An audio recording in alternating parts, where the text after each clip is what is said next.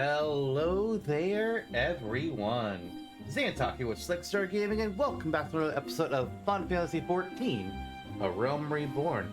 Well, the Ultimate Weapon has been destroyed, and now we are moving on to the patch content episodes for Realm Reborn. There's going to be a lot more of these. I know I mentioned in the previous episode, and I know I'll be mentioning it a few different times throughout these patch content episodes, but these were all recorded in out of order, out of sequence.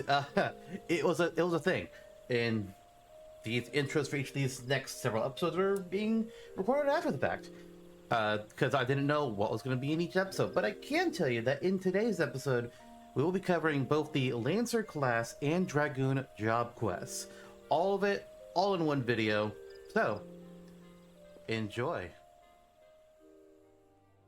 It's time to become a Lancer. Let's talk to Jillian here, the guild receptionist. Welcome to the Lancer's Guild, adventurer. If you seek to refine your skills with the polearm, then you have come to the right place. Here at the Lancer's Guild, spear wielders gather to train with one another and further hone their abilities under the tutelage of our fine instructors. Do you seek membership with us? We sure do. Very well.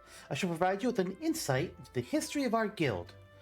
More than just an instrument of war, the spear is also a tool for hunting, and with game ever plentiful in the Trollswood, the weapon has been the mainstay of the locals here ever since the founding of Gridania. With the passing of time, our nation became a gathering place for spear masters from across the realm, many eager to test their mettle against the famed might of our wood whalers. And it was here in Gridania that their myriad fighting styles came into contact, eventually giving rise to the art taught here today. That spear technique could be formalized at all owed much to the founding of the Lancer's Guild by Wood Whaler Captain Mistale, nigh on a century past. The tradition of accepting students from without, as well as within, twisting up all these words. The tradition of accepting students from without, as well as within Gridania's borders, persists to this day, ensuring that the art of the polearm may not only survive, but also continue to evolve. Well, there you have it. I hope this brief history of the guild has helped settle any doubts in your mind. The Lancer's Guild is always eager to welcome new initiates. If you have a will to enlist, speak with me again, and we can begin the enrollment procedure. Sometimes the words, me getting twisted up by words, well, I mean, I just got twisted by my own words right there.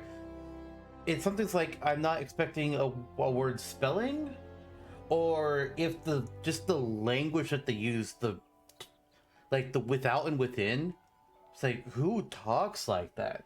And my brain has to take a sec to be like, wait, hold on. How we read that is very wrong for how they're wanting us to read it. It's strange sometimes. It's like Oriange. Oh boy. Well then, have you made up your mind to enlist in the Lancer's Guild? The way of the Lancer. Jillian wishes to reaffirm your decision. Join the Lancer's Guild. Excellent. I should let Guildmaster Ewain know to expect you. All who seek admittance to our ranks must present themselves before him. He will judge if you are fit to become one of us. Pray, make your way to the training area within. Our Guildmaster awaits you there.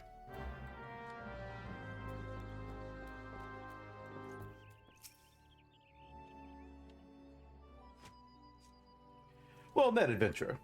I understand you wish to learn the Lancer's art under our roof.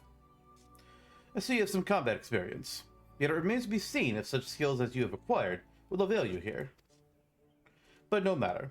In my capacity as Guildmaster, I shall guide your training, beginning with the very basics, the principles of our art. There exist myriad fighting styles, each of which has its own unique qualities. None, however, can claim to be as offensively minded as ours. Our approach is ever one of attack, no matter who or what we face. An inexperienced Lancer is able to wield a polearm as if it were an extension of his body. He transforms into a raging storm before his foes, delivering a barrage of devastating thrusts and slashes. To facilitate such a relentless assault, we Lancers forego plate, favoring armor of leather and chain. Such materials as provide adequate protection without unduly hindering movement. A Lancer's worth may be measured quite simply in how swiftly and decisively he can pierce his enemy's defenses. By its nature, the polearm is a simple weapon to wield, for good or ill. Even in farmers' hands, it is capable of wreaking considerable havoc. Thus has it been a mainstay of every great army since ancient times. Yet know that a lance alone does not a lancer make. Faced with unfavorable odds, an unseasoned spearman will break formation and flee without a moment's hesitation. A true lancer, however, flinches not before his enemies, for he knows not the meaning of fear. Ever does he press forward, disdainful of the odds that he might pierce the enemy line and open a path to victory. Needless to say, doing so requires no small amount of courage, and that is why our guild has striven from the first to instill this essential quality in every soul who passes through our halls. Arduous trials await you should you join our ranks. Knowing this, have you the resolve to wield the lance? My main says yes, because that's what I started with. Well said, adventurer. I see no reason to deny you a place within our ranks. But I neglected to introduce myself. I am Wayne, master of this guild. Pleasantries duly exchanged, I shall add to your hunting log the names of the creatures against which a lancer might hone his skills. In celebration of the occasion, I hereby present you with your very own spear. Arm yourself with it, and speak to me once more. I'd have you undertake your first task, a trial, to be precise.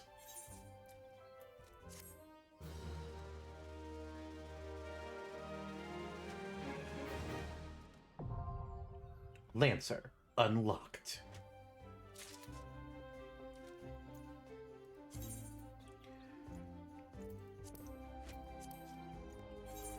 Alright, let's equip that lance we just got. Where the... Oh, right, it's in our inventory.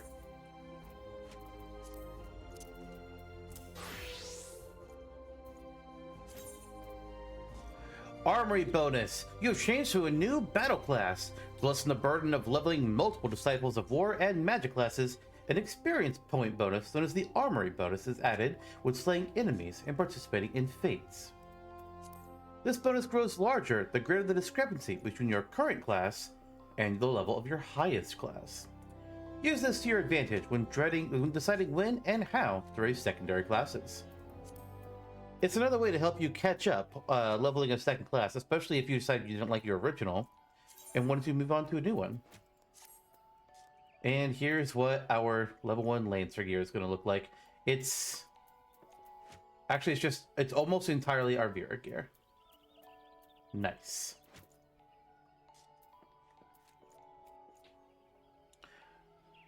Oh, shoot. I know what I'm trying to do.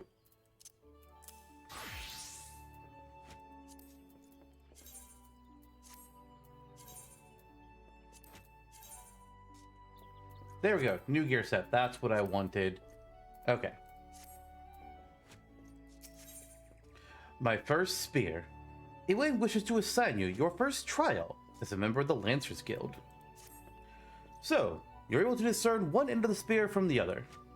Good. If you hadn't... you wouldn't have been the first. You are doubtless eager to put your new weapon to the test, which is well, for I too have a test in mind, or rather, a trial. In order to develop an affinity with your weapon and learn to gauge such things as distance, you are to go forth and pit yourself against the creatures that roam just outside the city. The squirrels, ladybugs, and funguars should provide you with a suitable challenge. Put down, let's say, 3 of each, then report back to me. Get rid of these skills. And all we have is True Thrust, which we'll see be used as we kill some tiny creatures.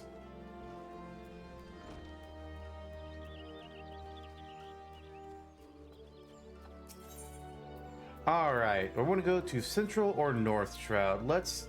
I don't even see the circle there. I guess we'll go to Central.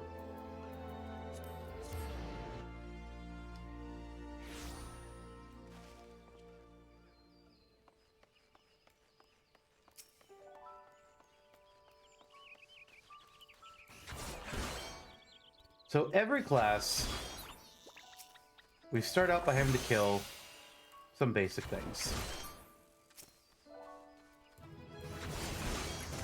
Gotta get a feel for our weapon.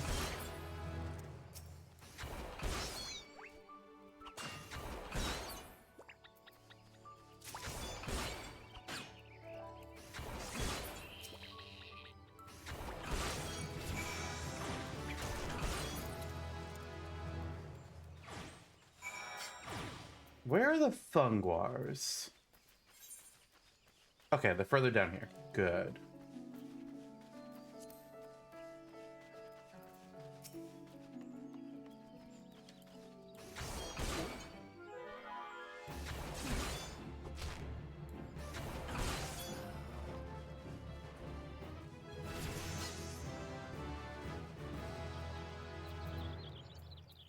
Combos. Melee-oriented classes, such as Gladiator and Marauder, can chain together their weapon skills to deal additional damage or inflict additional enfeeblements to their targets.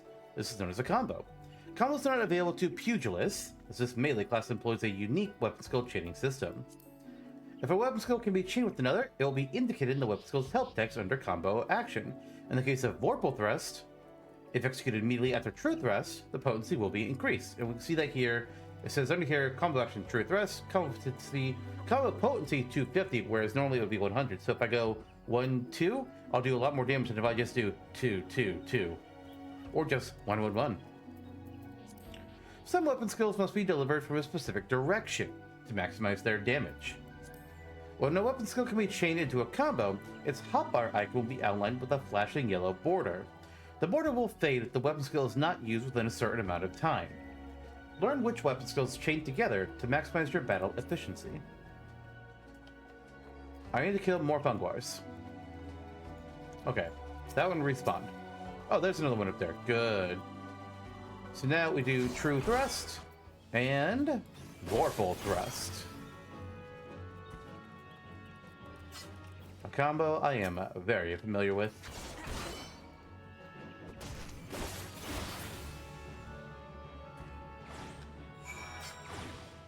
Oh, we didn't quite hit level 5. That's okay.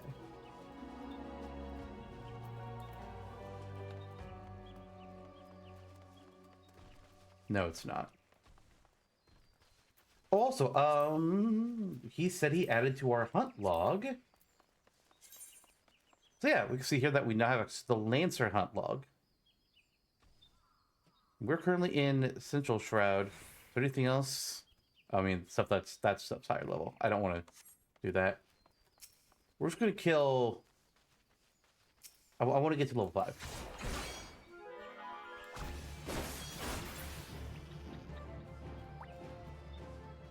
Oh yeah, one more thing.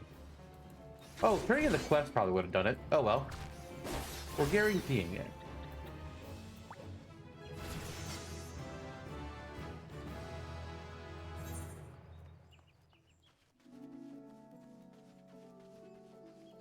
Alright, let us return to Egwene and show him, hey, we did the thing. Hey, we did the... Okay, we're not going that way. You know what? We can fly. Look at that. We can fly. Everything is now straight line. Unless we're in Gridania. Because then you can't fly. Or Ul'dah, or Limsa Lamensa.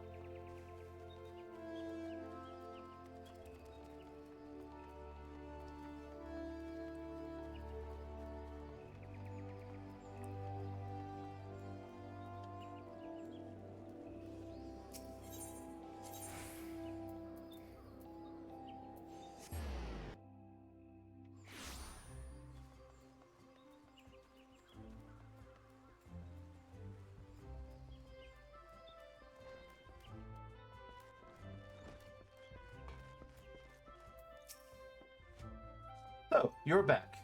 I trust you've learned something of the essence of our art? A Lancer learns best when he is doing, each thrust making him stronger. Such things as strategy and technique will come in time. Never forget courage. Without it, you cannot hope to realize your potential. Your look betrays no hint of doubt. That is well. It is clear you see the truth in my words. That will be all for the present. Now, take up your weapon, sally forth, and cut a new path for yourself. When next we meet, I hope to see you stronger for your time out in the world.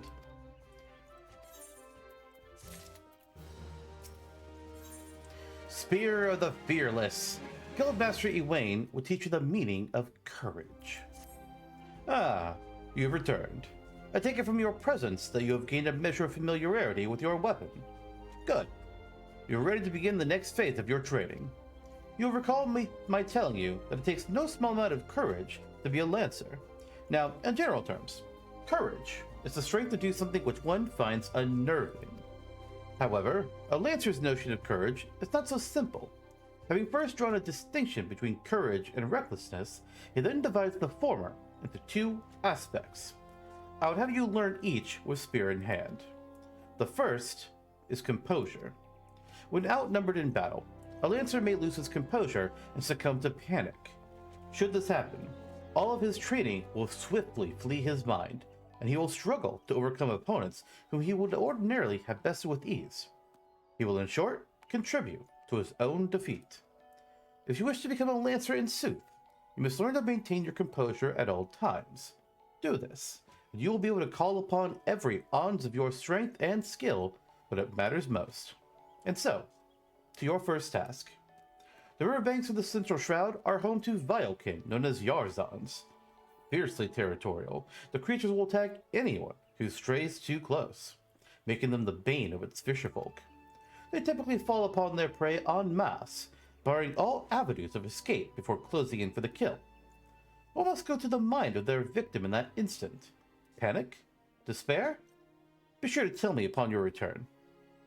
Needless to say, I would have you brave such an encounter. Take the sack of decidedly noisome bait, and use it to lure the ever-ravenous creatures out of their nest. It may be that only one curious Yarzon appears, but what if two or three follow the scent?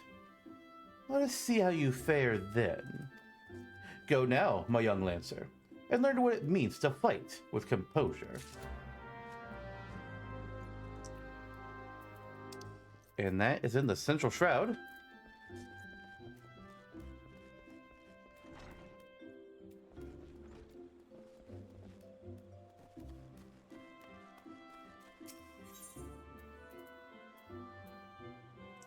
Which gate? Yeah, Blue Badger. That's what we want.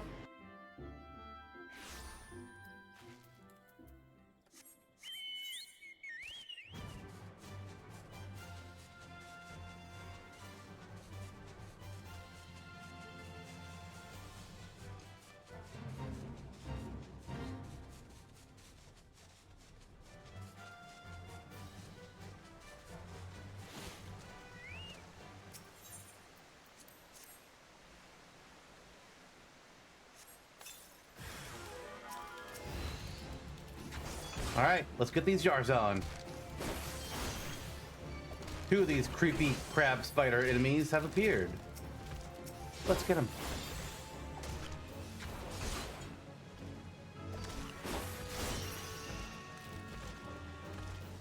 Oh, there's several Yarzon nests, but we only have to select two of them.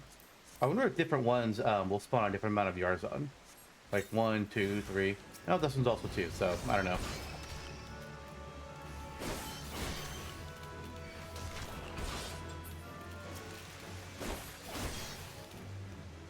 A third nest disappear over there.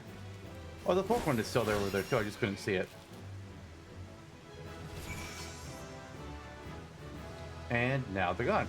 New action learned, Life Surge. Oh, this is a fun one. It ensures critical damage for the first weapon skill used while Life Surge is active. So the first press of True Thrust or Vorpal Thrust. It also that only lasts for 5 seconds though.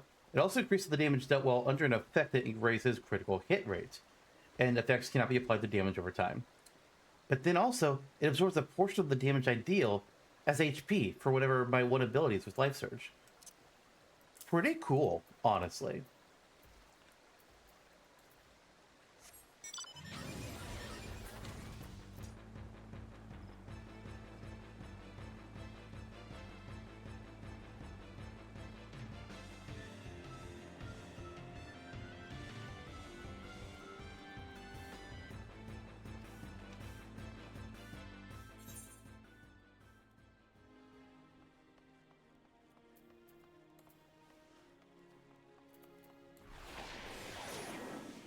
and that's what it looks like. Also, I love the running animation as a Lancer. Well, sprinting animation, I should say. Once the sprint ends, like we turn into like a normal running animation with our weapon out. But the one that's sprint for Lancer is actually really good, and it's one of my favorites. It and Machinist and Reaper are probably my favorites overall between all classes. Those are also, you know, my 3 most commonly played classes, so maybe that factors into it.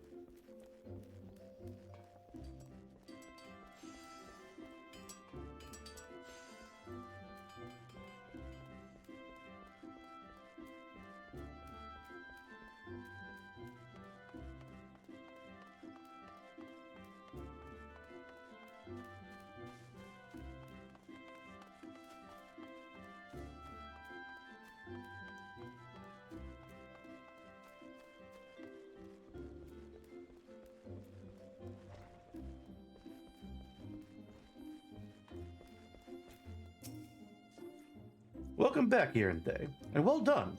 I trust you now understand that in times of direst need, no amount of strength or skill with the spear will avail the Lancer who lacks composure.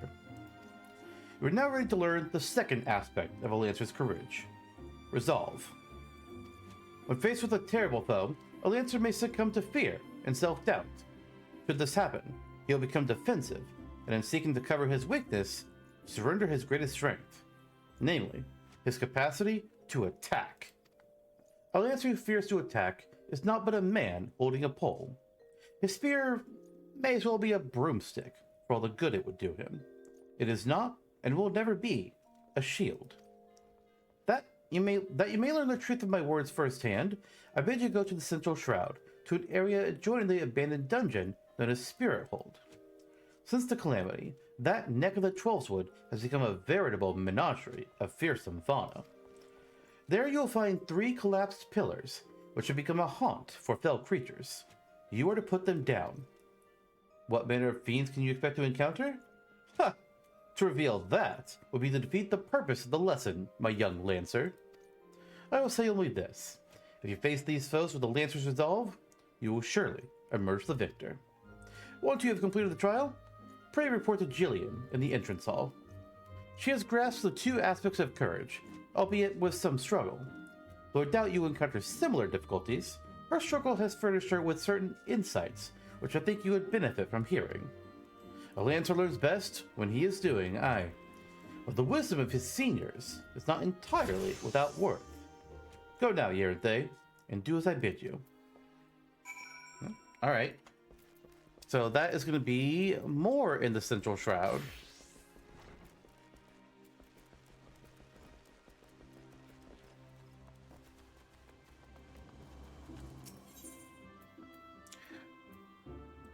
I could tell that guy that was running with us was an Alra, not because, you know, he actually had the horns on the tail. That's not how I could tell. It was the running animation. I was like, haha, I'm familiar with that.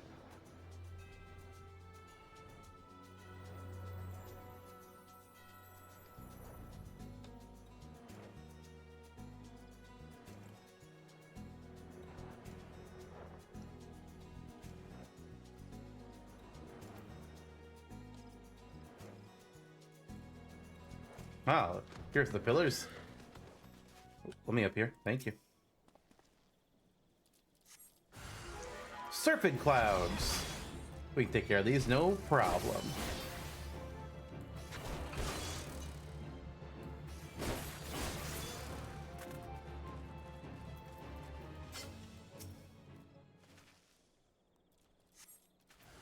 Oh, a lumber toad. That's different. I thought it'd be the same creatures each time.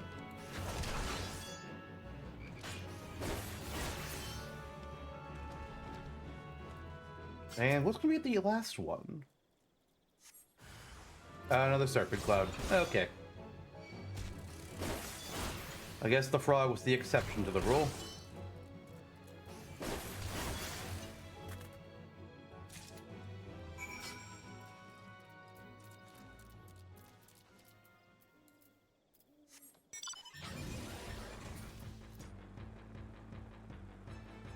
I could just teleport back to Gridania, But that would be 110 gil. I mean, I can do a return, but then I have to wait to do another one. Like, man, or I could just like spend a couple minutes flying. Boo-hoo.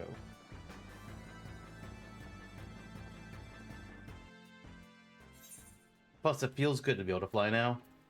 Ah, I'm so happy.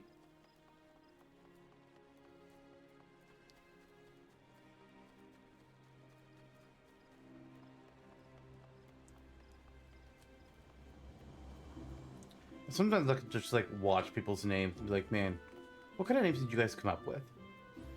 Some are typical fantasy fare, some are lore accurate fantasy fare, and some are just references or the names of characters from other media that they sometimes have to add like an extra R to. It's like Cloud Strife, but with 2 R's in Strife because Cloud Strife always was already taken. Oh, talk to Jillian. There she is. I've been expecting you, Yaranthe. By your return, I trust you now understand the importance of resolve. Like one's flesh, courage can be made strong. It is a matter of training each of its aspects. Now, the endeavor may prove difficult in the beginning. Gods know how much I struggled. You may suffer untold humiliation and more frustration than you can bear, but you must persevere. Whenever you engage an opponent, whether in training or in earnest, make a conscious effort to fight with composure and resolve. Over time, doing so will become a second nature, and you acquire such courage as you never thought could be yours. Mind you, not all battles entail a physical class of might. It could simply be a disagreement born of a conflict in ideology. The point is, it matters not what battlefield you stand upon. As long as you take care to be composed and resolute, your courage will grow. Does that make any sense? Even a little? I fear I cannot hold a candle to Guildmaster Ewain, but there is all I can do to assist in your training. What was that? Something is afoot in the training area.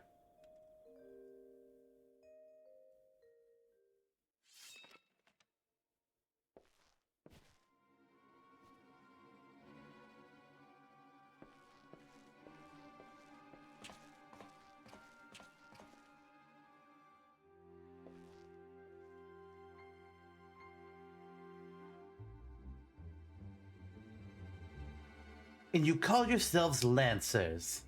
Pathetic.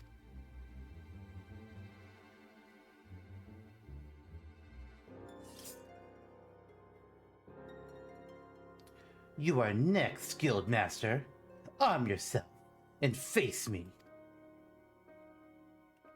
Refuse, and we all know that you are no true Lancer. Say what you will. I'm above provocation. Craven to the last man.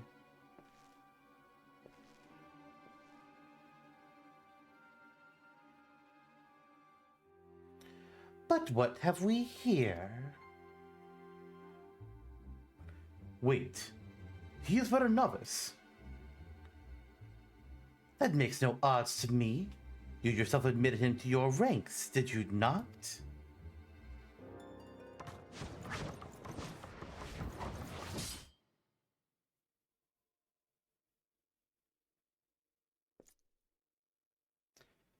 Very well. I shall withdraw for now. Yet know that only the fearless are fit to wear the mantle of Lancer.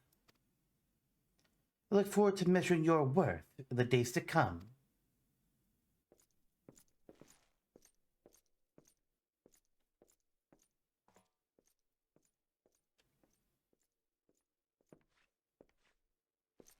There's not more to see. Return to your drills.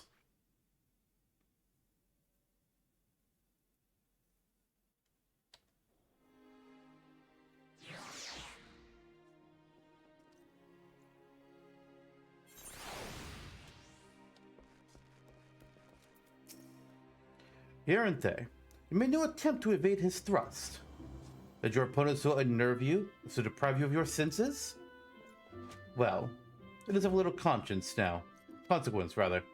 You did pay no further heed to our uninvited guest. Lest you wonder, it is not uncommon for challengers to come pounding on our door, seeking to test their mettle. For now, dedicate yourself to temper the two aspects of courage: the composure to bring the sum of your strength and skill to bear against your foes, and the resolve to attack when fear would stay your hand, as befits a Lancer. When next we meet, I shall have another try for you, one that will put your courage to the test. Until then, continue to apply yourself to your training. Farewell, Yeranthe. I guess we'll take... Well, I should have been...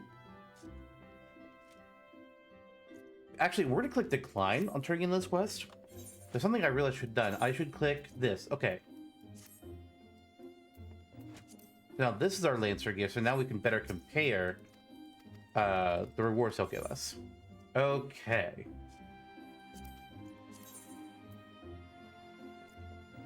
Well, not that actually doesn't really help me too much, because these are all actually combat ones. I feel like, generally speaking, you should go for the body piece first. That just makes sense to me. I mean, it has the bigger bonus.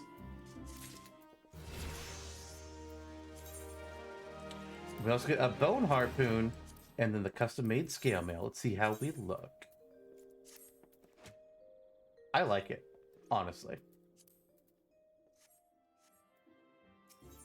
Courage of Stone. Guildmaster Ewain has a mind to test your courage. Ah, here and there.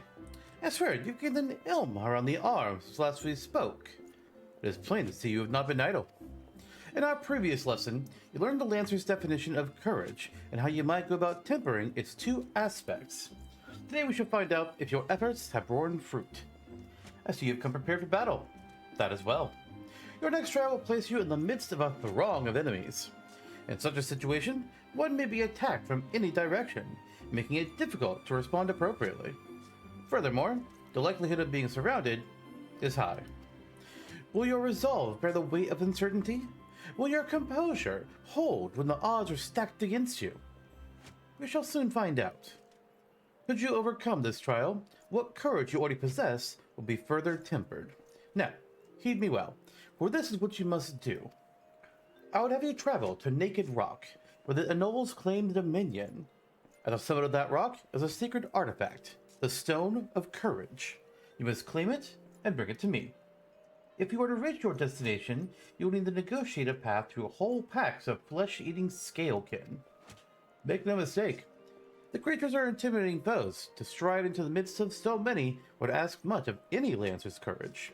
But given time, and no small amount of perseverance, I am confident you will prove equal to the task. Alright, so for our level 10 quest, we gotta get over here to where the Anoles are hanging out. With a lot of these, it would be a lot more difficult to get through the enemies if we hadn't already beaten the Ultima Weapon and gained the ability to fly. Because now I can just go over everything. It makes it so much easier. That's actually part of why I'm kind of glad we didn't do many of the side quests until quote-unquote post-game. Because now it's just easier to get from point A to point B.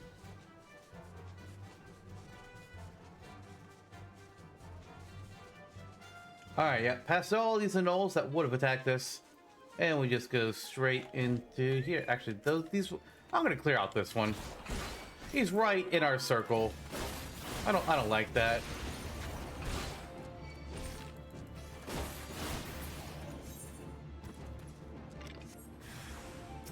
Close the map too so I can see a little bit better.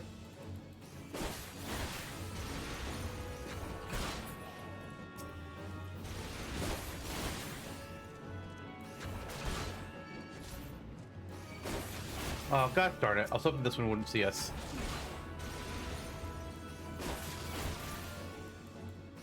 So right now we have the heat of battle, so we're getting a bonus experience through battle. Hell yeah.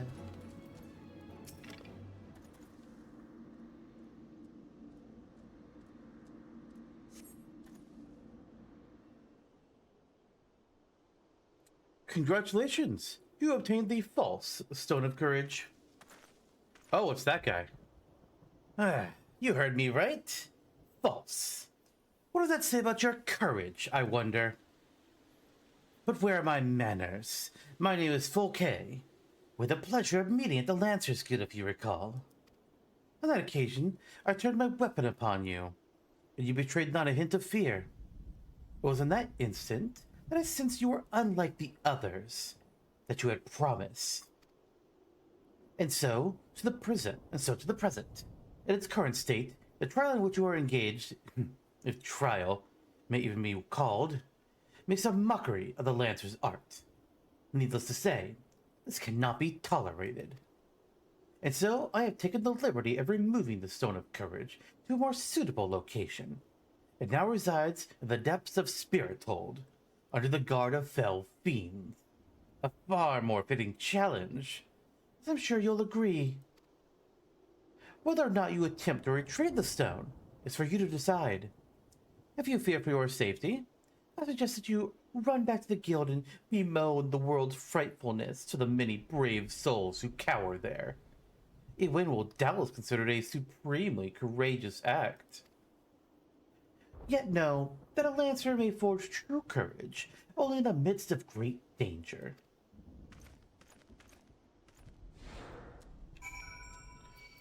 Oh, god damn it.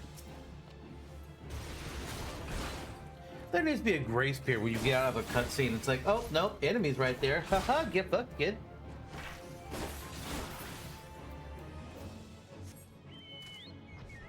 Alright. So where do I need to go? Ah, okay, just down there. That's where the trickster imps are, or whatever the hell they're called. But once again, I can just fly right in. Can I fly over? Yes. Kind of.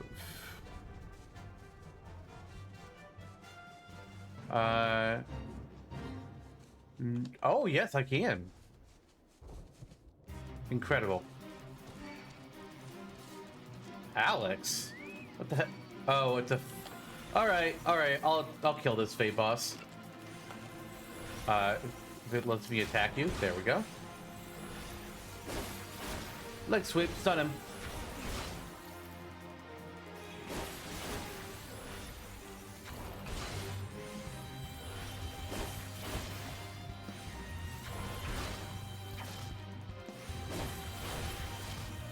Ooh, actually, we're taking a lot of damage. I don't see a good way out of here.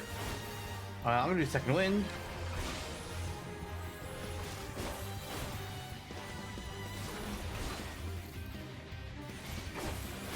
Oh, fuck. Really? A regular imp? Okay, we're in trouble. Too many other things are seeing us and targeting us.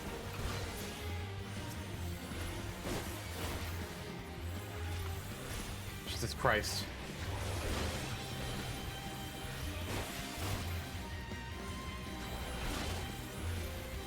If these other trickster imps hadn't gotten involved, I think I could have killed Alex.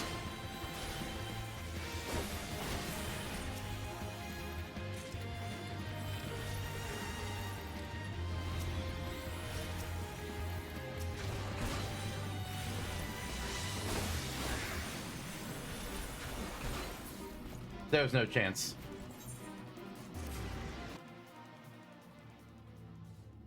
I hate that fates will just automatically be on you. I have always disliked this.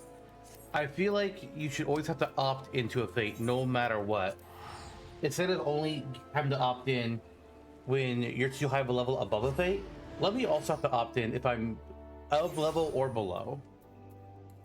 Because I don't want to do that. I didn't want to do that fate. And the game's just like, no, you're of appropriate level. The boss saw you and he's gonna attack you now. It's like, why?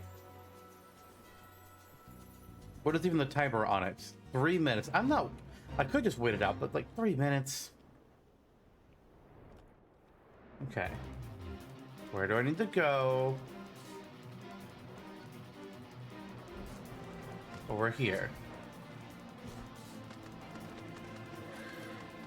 Okay. I can handle this. Just one extra imp. Not gonna be a problem.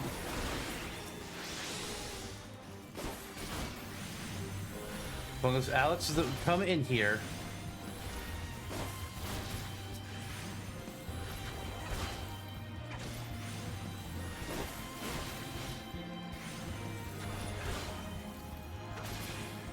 There we go.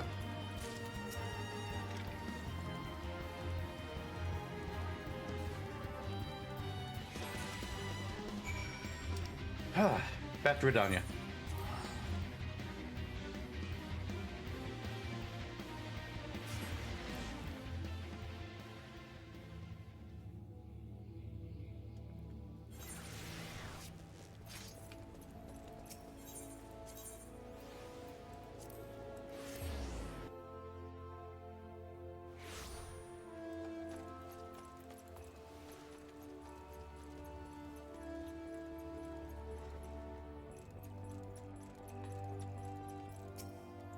So you've returned. Tell me, were you able to obtain the Stone of Courage? I sure was. Yes, this is indeed stone, though it is in rather worse condition than when I last saw it. What happened at Naked Rock? Well, you see, the Lancer who but recently threatened you with the Stones of Spirit hold. Not content with trespass and slander, the brazen fool now meddles with our training. 7 hells! This is not to be borne! Listen well, Yaranthe, though I do not doubt that you know better. My duty as Guildmaster compels me to state the obvious. Heed not that man's words. That a Lancer's courage can only be forged in the midst of great danger is vainglorious tripe. As you've already learned, a Lancer's courage is the product of composure and resolve. Be under no misapprehension. Watchfully navigating the Annul's territory so to temper your courage in a manner that blindly braving the terrors of Spirit Hold did not. As you continue your training, pray keep the lesson of this trial close to your heart. I mean, I don't really think it tests my courage at all, considering I just flew over everything. But hey, you know, that's different. I'll take the leather jacket.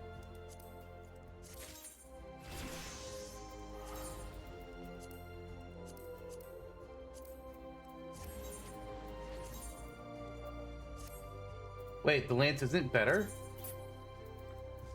Oh, it's level 12. Ooh. Yeah, it certainly looks cooler. It's got a feather.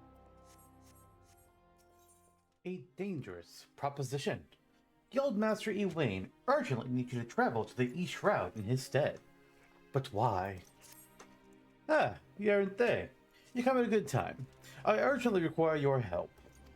Scarcely a bell ago, our old friend Volkes paid us another visit, seemingly intent upon reprising the performance he gave on the day of your first meeting. As on that occasion, he raved till the air was thick with slanders, declaring every soul who met his gaze more craven than the last.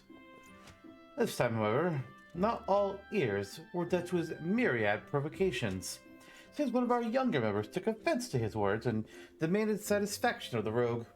The two have since departed to duel in the East Shroud.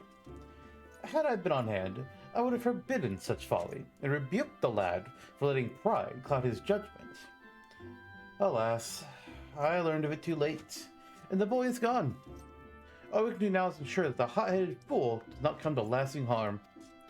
I would have departed in pursuit of the pair ere you came, but my duties keep me here. That's why I turn to you now, Yaranthe. Pray, go to the East Shroud, as I said, and watch over our comrade. I will do my best, but if he dies, he dies.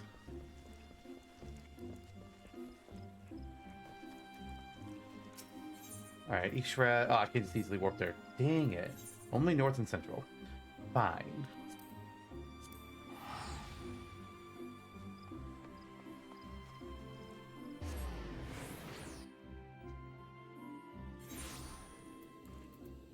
Alright, where are they? Okay, up here.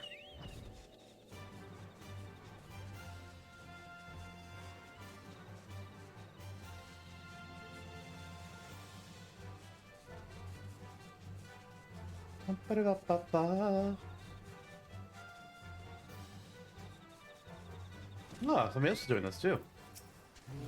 So, we meet again. You remember who I am, I trust?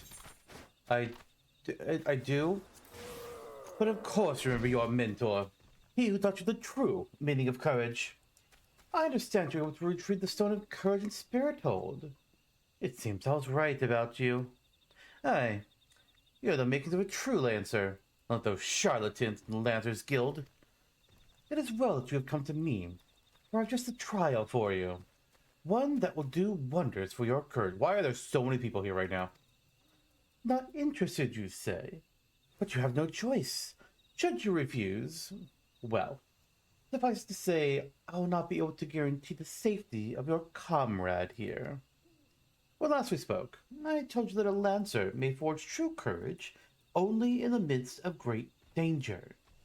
Needless to say, the threat posed by ordinary creatures is insufficient.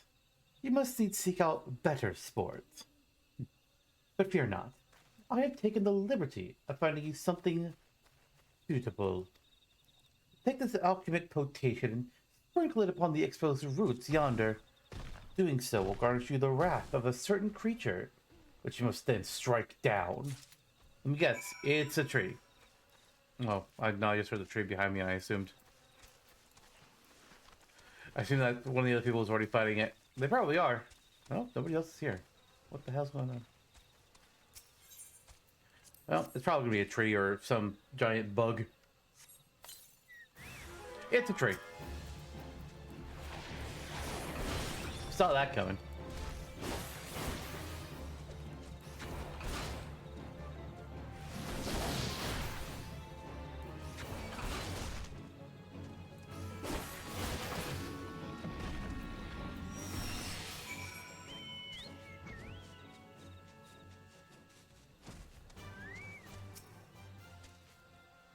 So, you have vanquished this Rient. Well done. By striking down that frenzied creature, you have further strengthened your courage. Release your comrade. Oh, I shall. Once you have completed my next trial, this one will pit you against a multitude of foes. Make your way to Lifeman's stump in the central shroud. Once there, something about man-eating wolves.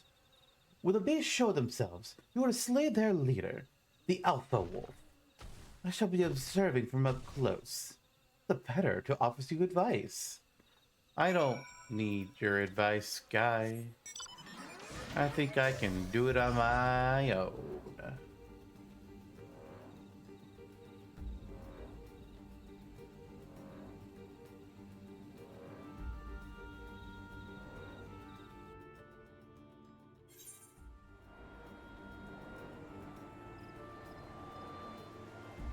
Alright, so in this cave, what are we fighting in here? Oh, it's a solo tree.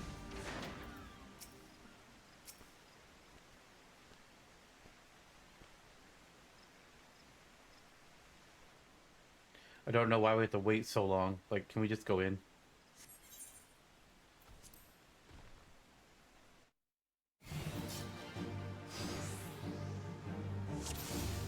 Defeat the... Oh, he's actually here with us. Focus of the Mist. That was a lot of wolves. Alright. But I guess I'll just go kill all the wolves. Or he's killing some for me. Will I even have to do anything if he just kills it? Oh, okay, never mind. Oh boy. Okay, well, I'm gonna get the ones that are right here. What kind of target now? Thank you, game. I'm gonna kill the gray ones so that we just cut it down on how much damage I'm gonna be taking.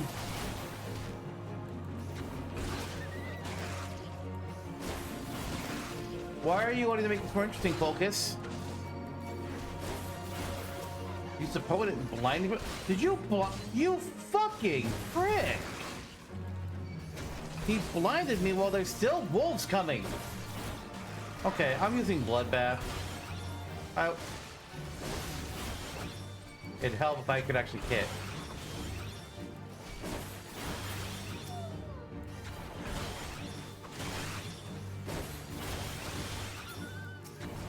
Okay, that can hit the Alpha.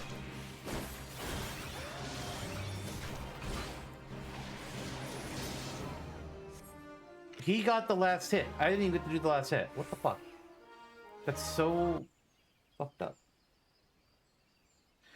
You ought to be congratulated, Yarde. By throwing yourself into the midst of danger, you have further tempered your courage.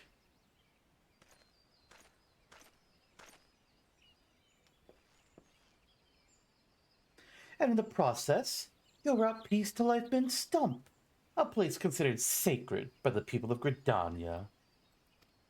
Having undertaken my trials, you must now see that those issued by the guild are not by child's play.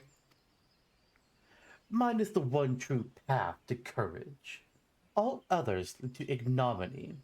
If you wish to become a Lancer worthy of the name, I suggest you leave Uwain and his house of cravens, never to return.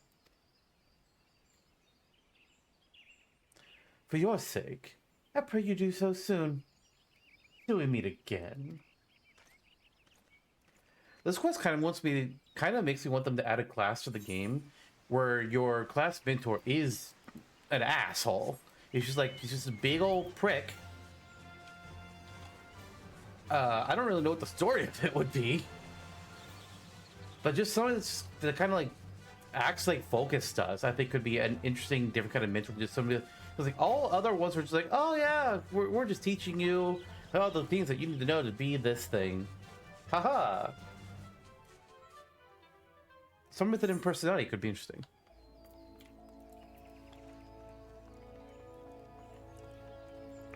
But that's already the end of the quest. I just need to go to Wayne.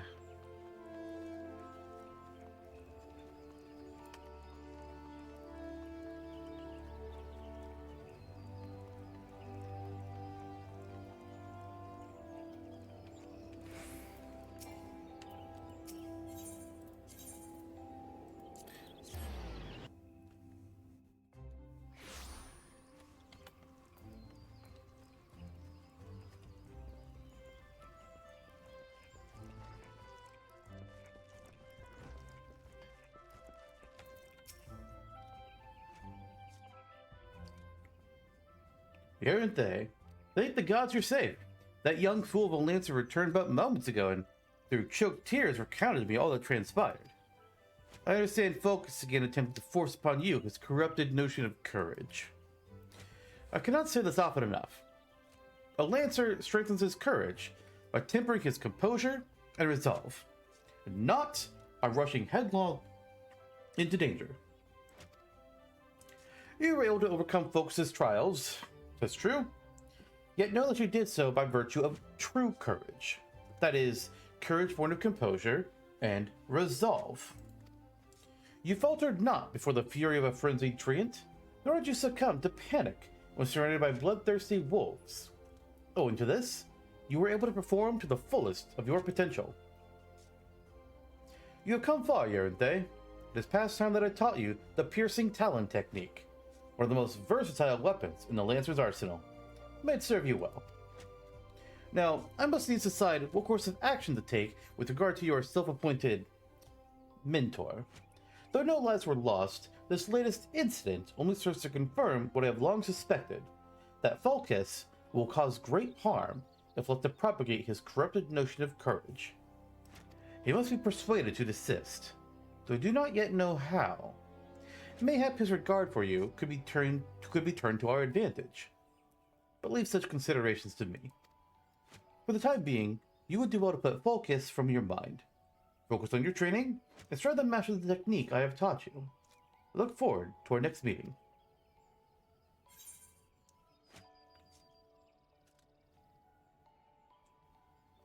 Alright, I guess the only armor that's even better is the Cotton Tabard. Okay.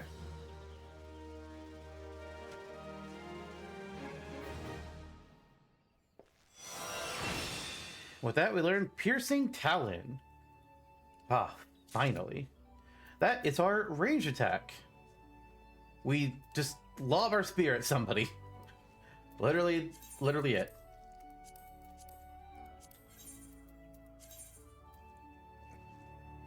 Wait, why didn't it...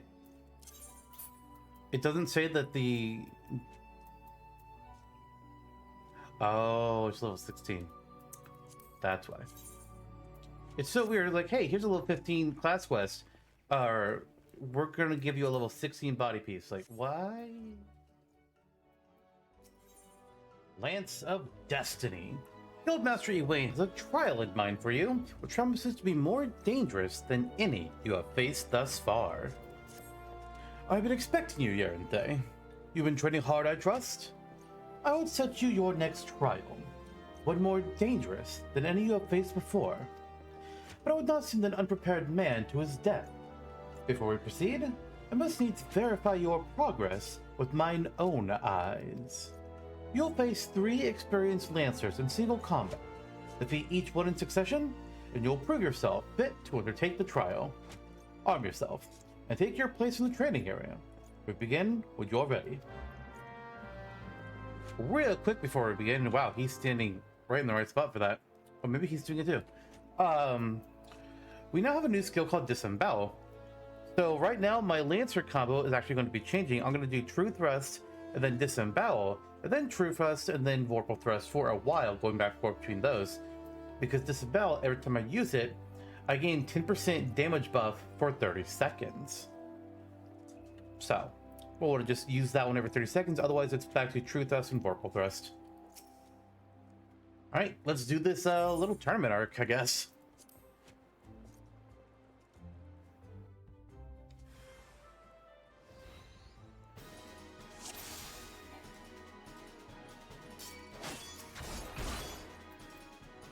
Alright, soft-spoken Lancer.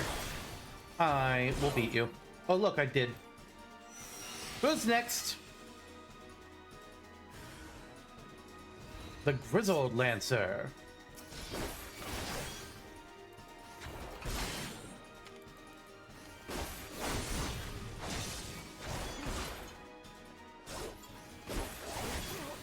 Alright, who else you got? Hey, wait, no, I get to fight you? No, a Sharp-Eyed Lancer. Oh, just having me to redo my buff with Disembowel.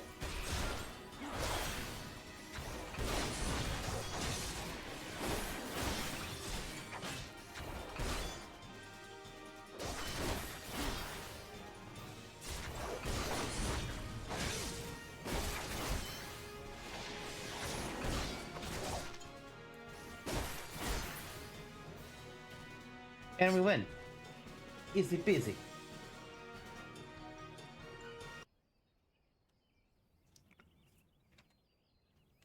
Well done, Yerinthe. Thank you.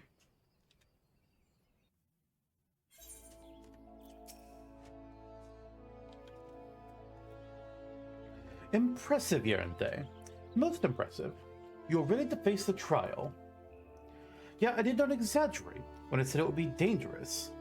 Make no mistake, to take this test is to risk death. Knowing this, do you still wish to proceed? Absolutely. I'm no coward. You disappoint me. Back again, are you? That man is the only soulless, pathetic excuse for a guild who shows any promise. Which is why I counseled him to leave. Alas, he chose to remain in your house of cravens. Such a waste. This guild has outlived its purpose, and I mean to see its doors shut and barred for good. If you wish to object, I invite you to do so, with lance in hand. You do not want for confidence, sir. But answer me this. What grudge do you hold against us? For what reason did you choose this of all crusades? I detest cravens who proclaim their courage and like nothing better than to crush them. That's my reason. Well, the fixity of your purpose is clear, even if your reasoning is not. So be it. But suffice it to say, you will not have your way without a fight. Oh, but do not presume that I will be your opponent. Oh no, you must face the Lancer over whom you so grandly claimed the mentorship of. The one man among us whose potential you condescend to acknowledge. Yerinthe shall represent us all. As Guildmaster, I wager the fate of the guild upon his lance. Do as you will, coward. It's your guild to throw away. You may even set the terms of the contest. Very well. Yaranthe is here to undertake a trial. I challenge you to complete the task before he does. You are to travel to the East Shroud and prove your courage before the Lord of the Bramble Patch. He is a giant among boars, unrivaled in strength and savagery, and ruler over all his kind. You must go before this fearsome creature and stand your ground. Know, though, that the Lord of the Bramble Patch will not grant an audience to just anyone. You must needs present him an offering of the bloody tusks of his subjects, the wild boars that inhabit his domain. When you have prepared your offering, leave it upon an area of trampled earth. Drawn to the stench of blood, the Lord of the Bramble Patch will soon appear. That is all. Are there any questions? No? Will the trial commence?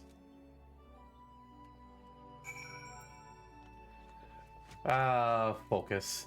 I feel like he was absolutely wanting he definitely wanted to just fight for the guild. He didn't want to do this trial. He's gonna think it's beneath him. And that's exactly why we're doing it this way.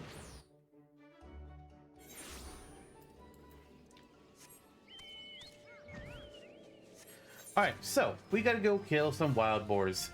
10 of them. Ugh, whatever. It's fine.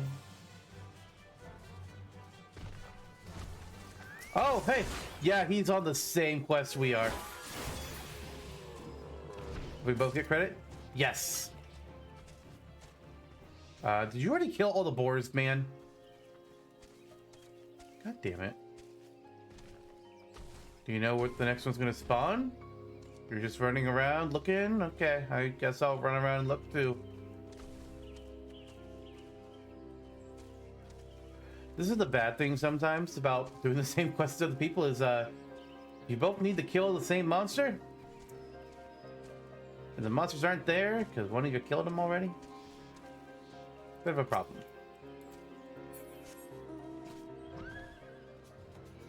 Aha!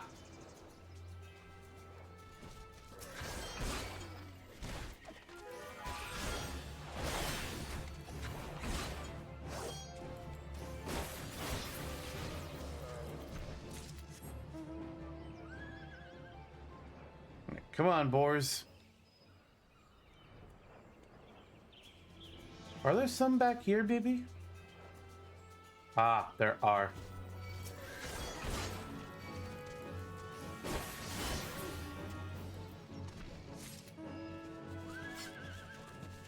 Ooh, there's a few in here.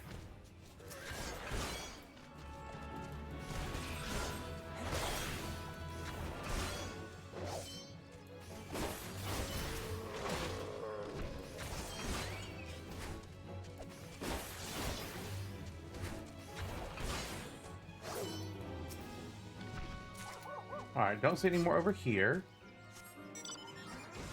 Let's go back across.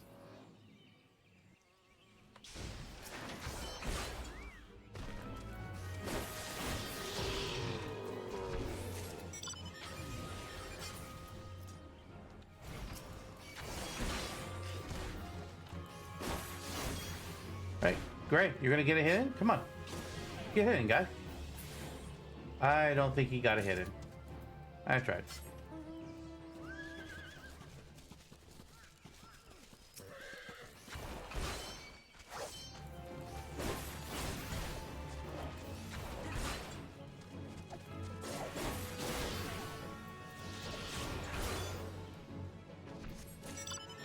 Okay. The one over on this side hasn't respawned yet.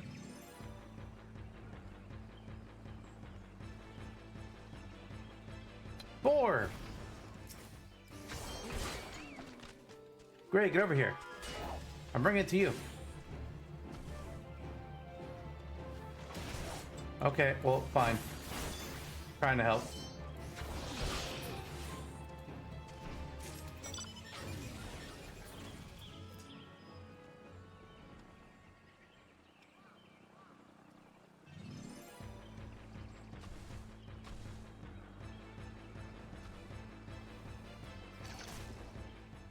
Oh, that's where the jiggers are.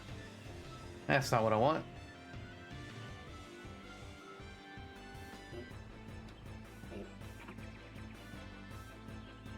Where the heck is another boar? I need one more.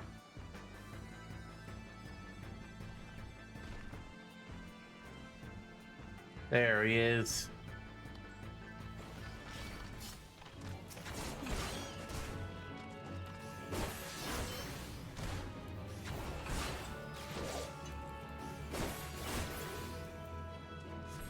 Alright, let's go place these tasks.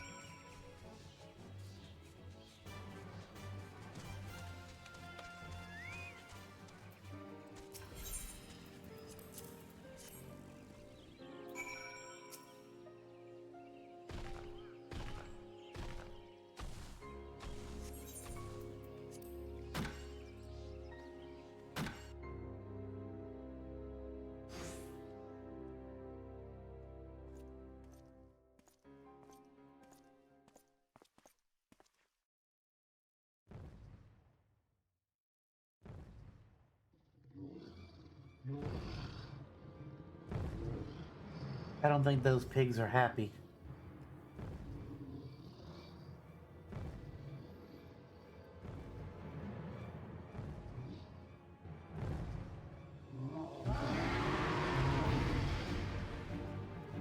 Our lance was shaking pretty bad in our hand, I noticed. I'm sure it was just like the animation of it and not just like our character actually being scared. Considering that your character in this game will not... It's not common to show emotion. And when it is, it's usually like either happy or anger. There's some sad though. Some sad. I guess there's some that I might classify as fear that a character will show at some point. Alright, I'm focusing on the hogs every time they spawn in. But the little bright wolf actually uses bristle? What does that mean?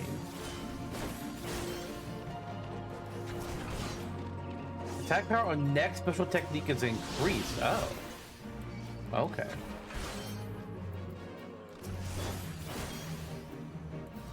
He's summoning more subjects. Of course.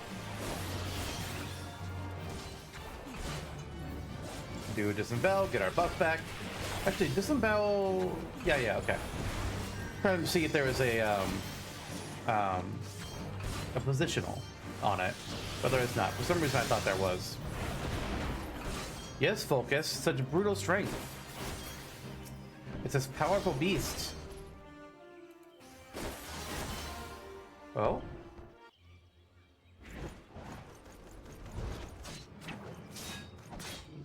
You don't seem to be doing much focus.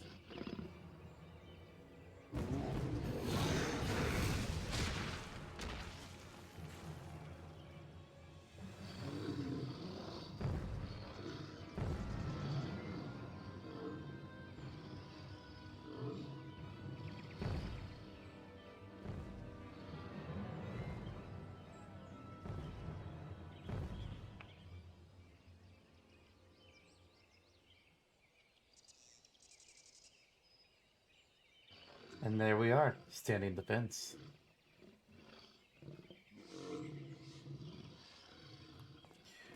You shouldn't find much sport in these two.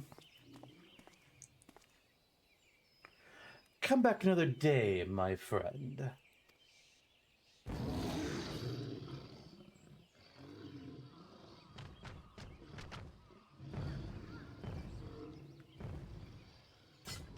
Well done, Yaranthe. You've completed the trial. I trust you don't see the truth in my words. Hurling yourself in the midst of danger is not courage. It is folly. No, this proves nothing. I refuse. I refuse to accept.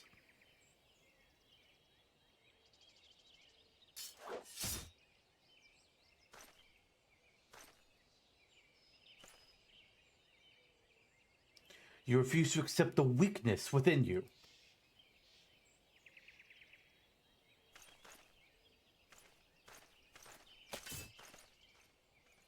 Oh, he mad. No, Yerinthe. Leave him be. Your work here is done. Return to the guild. I shall see you there presently.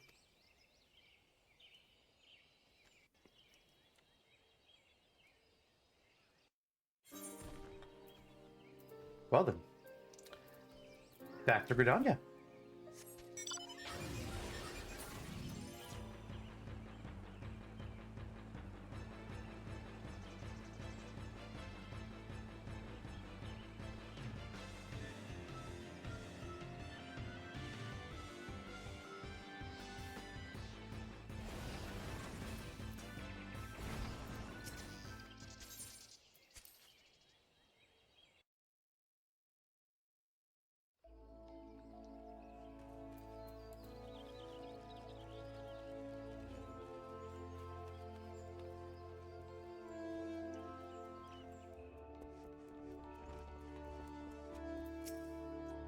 I will not lie to you.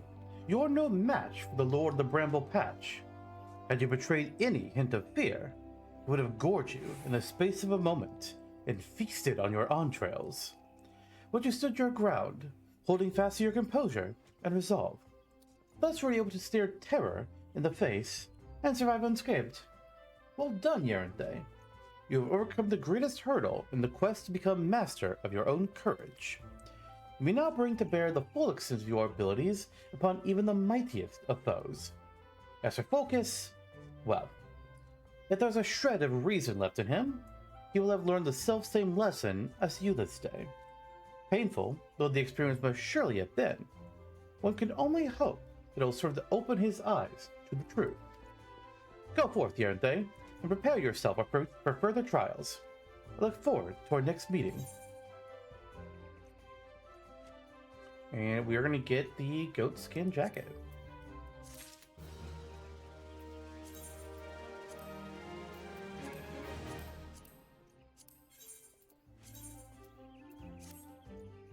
Nice. Questions and Lancers. Guildmaster Ewain wants you to learn from other masters of the Lancer's art. It's good to see you again, Yerinthe, and stronger than when we last spoke. Plainly, you had devoted many hours of training, which is just as well, for I have a mind to set you your new task, your next task, rather. At the Bramble Patch, you came to grasp the true meaning of courage. How would have you put that courage to the proof before 3 masters of our art? In the many years since they began their training within these walls, these men have led very different lives, yet they share the distinction of being regarded amongst the finest lancers of their time. And just as they once looked to their seniors for inspiration, so too shall you look to them. By availing yourself of their wisdom, you will take another step toward becoming a fully fledged lancer. Your first instructor is a man named Matthiomi. Seek him out at Amerisi's Spire in East Shroud, where he serves as a frontier sentry. The long years at his post have honed Matthiomi's perception. No detail escapes the man's piercing gaze. Present yourself before him for inspection, Yerinthe, and do as he bids you.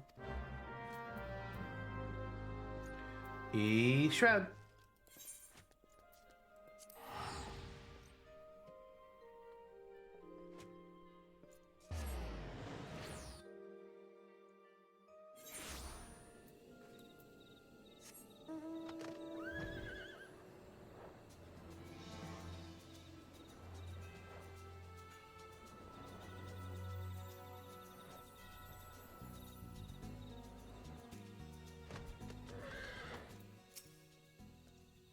Ah, you must be the young Lancer I was told to expect.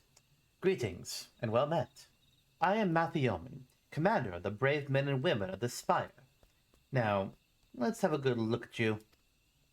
I see. You possess strength and skill in abundance. Of this there is no doubt. But you still want for experience. Oh, I don't doubt you've seen much and more. Mayhap you believe there is naught left out there to unnerve you. Yet the world is wide, and only the gods can claim to know all. You may be assured the legendary lancers of old faltered at times. No lancer, nor any man, can foresee all possibilities, but he can steel himself for the unexpected. I would have you do just that. Take this bottle of fresh spoken blood and sprinkle it at the foot of the great tree to the north. Doing so will lure out creatures of the night, which you are then to vanquish. Alright. Sounds easy enough.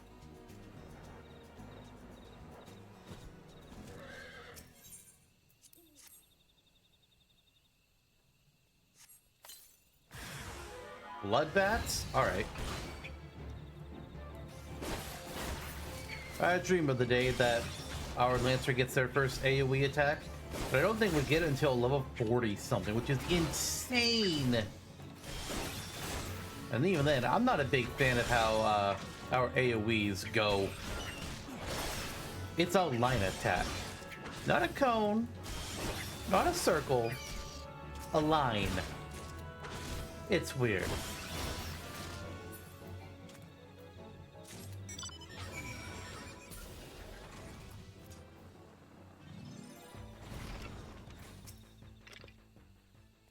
Welcome back, son, and well done. I bore witness to your battle with mine own eyes.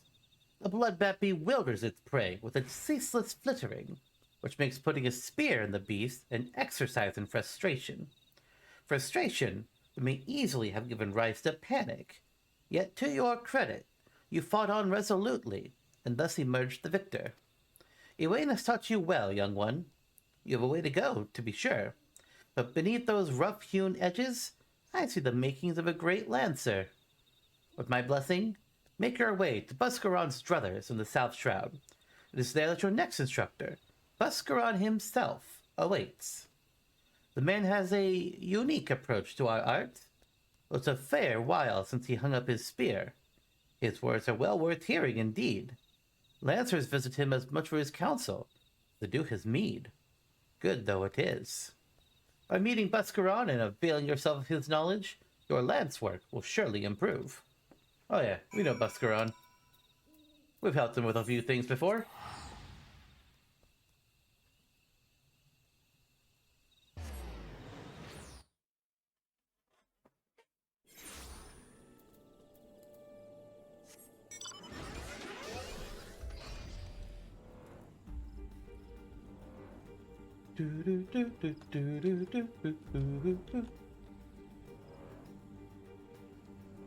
Ba-na-na-na-na.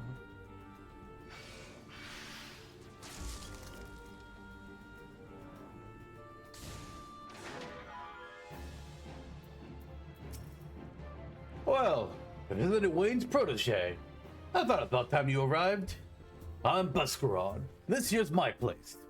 In case you're wondering why only Wayne sent you, I should mention, I've not always been in the food and drink business. Before I opened the druthers, I made an outpost not far from here. Any road. Between keeping throats wet and bellies full, I got a great deal of time to chat just now. So if you don't mind, I'll get on with educating you. Now, take this nice bottle of full flower mead. Wait, don't open it. This ain't that kind of lesson. No, I want you to make an offering of it at Miss Dale's Lance, which is a monument tucked away in a rocky cleft to the south of here. See the bottle safely there, complete with its contents. When you come back, I'll tell you a story. Got all that? Good.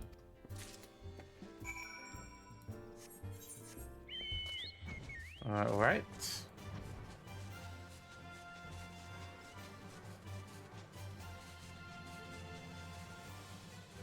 Well, somewhere over here.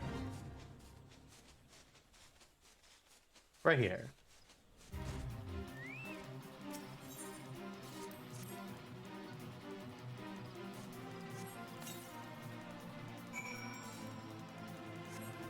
And back to Buscaron.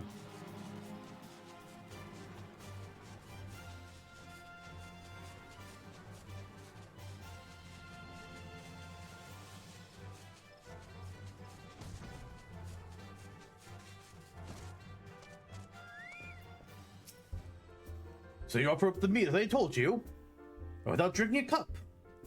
Very well. We shall have a tale of me as promised. Mistal is the man who founded the Lancers Guild, and the monument I sent you to was erected in his honor. Mistal was courage made flesh. Cut him, and I dare say he'd have blood the stuff. It was him who first identified the two aspects of a Lancer's courage, as well as how to go about tempering them.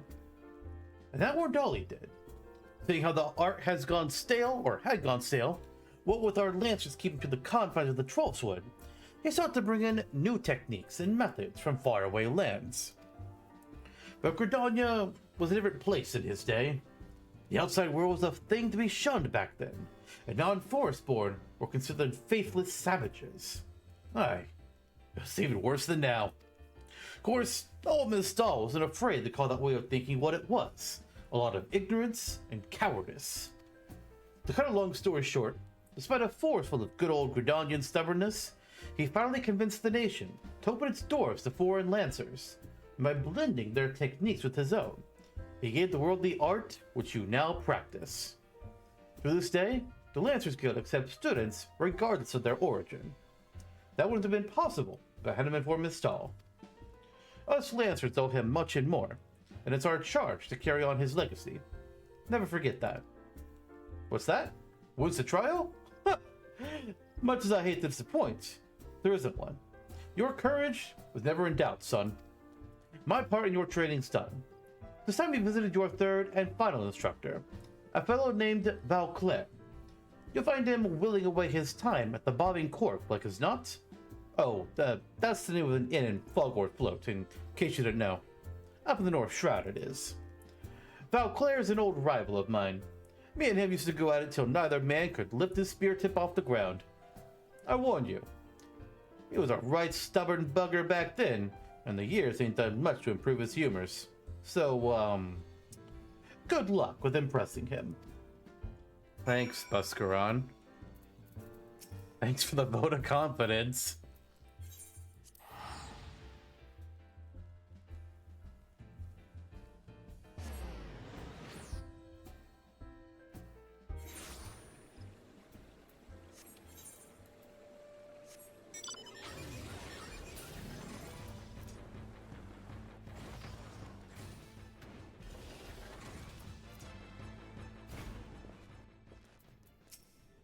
I take it you are the young Lancer of whom Ewain spoke, and an adventurer besides, by the look of you. You know, I was an adventurer myself once. That was before I became a lance for hire. But enough idle talk. You have come to learn from me, and learn from me you shall. Be warned, though, that you will not find me as lenient an instructor as the others. Now pay attention. Thus far, you've learned to muster your courage in situations of fear, panic, and uncertainty. With me, you will learn to do so in the face of change. Oh no. The enemy is a living thing, and living things are apt to change. Whatever the nature of that change, a Lancer must be able to think and adapt. And to think and adapt during battle requires courage. To teach you the meaning of my words, I would have you challenge a fiery fiend known as the Red Balloon. However, the creature will appear only when there is a raging flame. You may kindle such a flame by procuring 6 fingers from slain balloons and depositing them at a gutted campfire. This should suffice to entice the Red Balloon. As the battle wears on, the creature's fury shall burn with ever greater fervor until it is ripe to burst in a conflagration of death. Let courage lend strength to your lance and extinguish this fiery foe. Oh boy. We're gonna be killing a lot of bombs.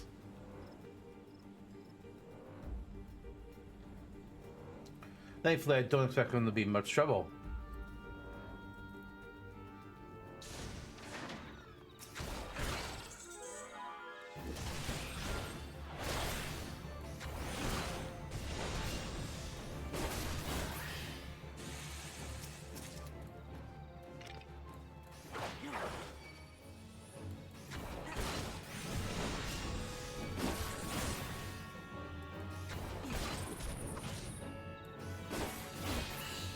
Okay, I don't see one over there, so we're gonna go to this one next.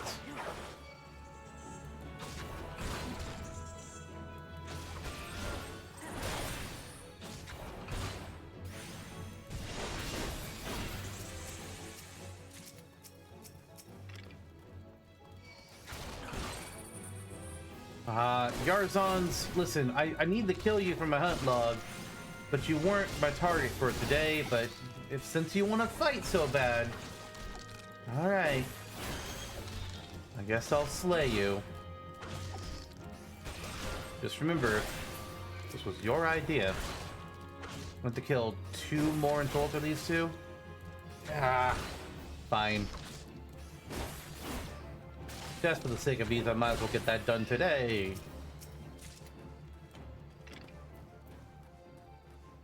See if we can get the bombs or this balloon first. Okay. Well, since number 3 wants to fight already, I'll oblige.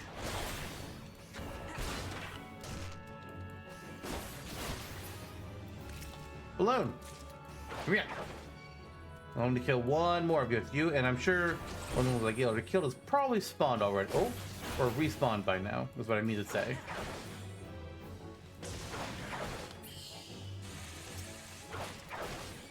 Alright, we'll pick on this Yarzon.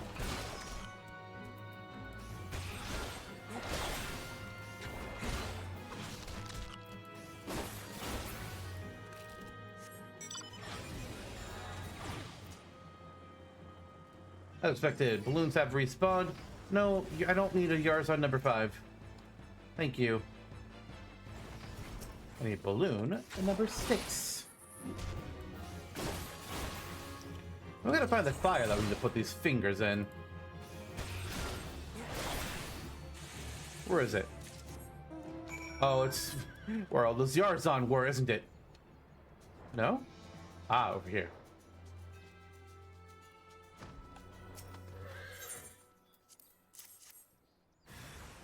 Red balloon!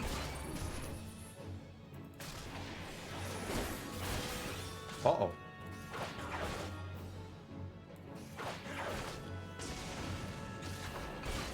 Would have been funny if, like, it blowing up actually killed itself. You can be like, well, job's done. Red balloon died. I beat it. Technically. It is getting big. I don't like that.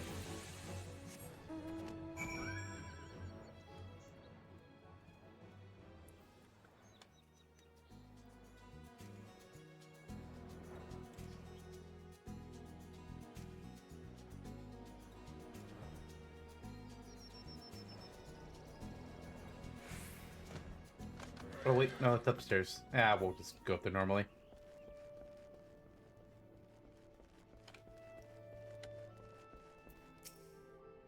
So, you have vanquished the red balloon.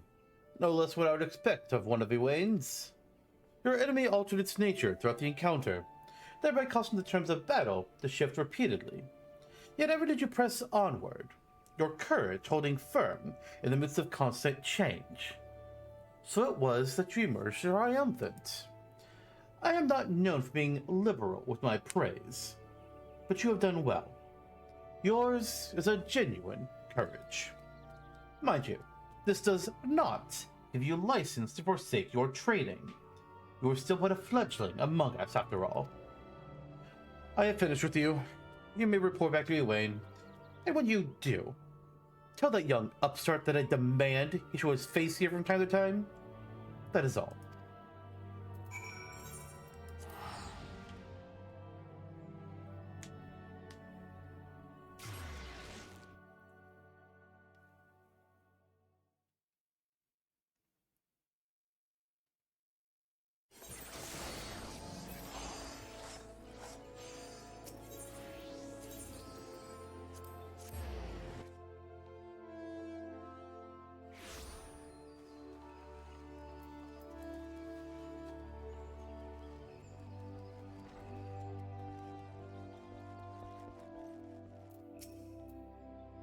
Old Valclair demands I show my face. Huh. I can only assume the buxom brunette at the float isn't lavishing with the attention he craves. Very well, I shall see what I can do. As for you, Yaranthe, well done.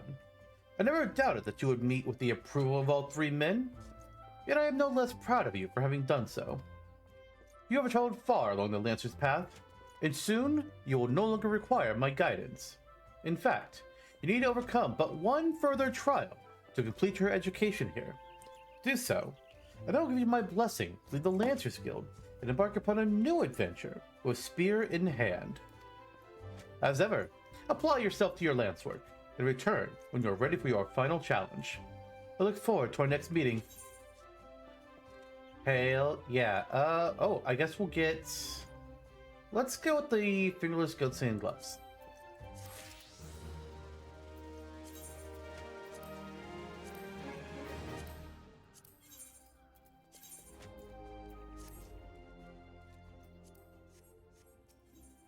Proof of might. Guild Mastery Wayne would set you a final trial.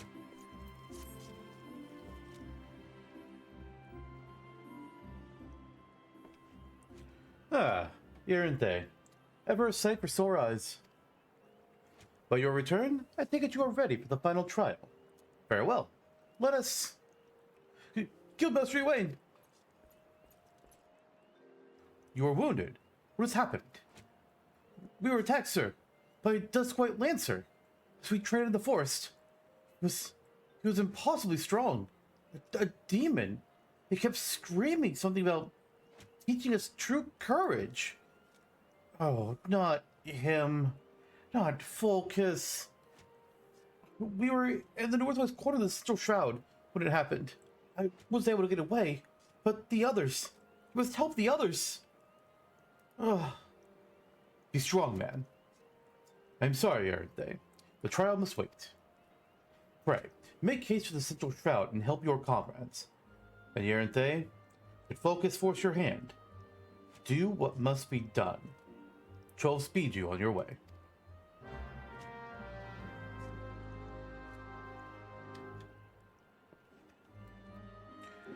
Oh, Focus. I thought we made progress, guy. What's gotten into you? What's happened now? Gosh darn it. We're gonna have to kill him, aren't we?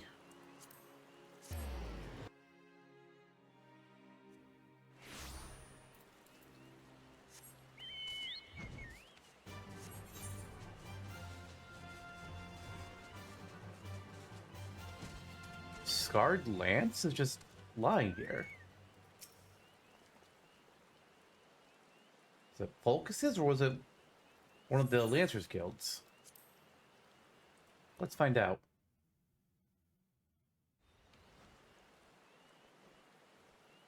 Help! For the love of the 12! Help me!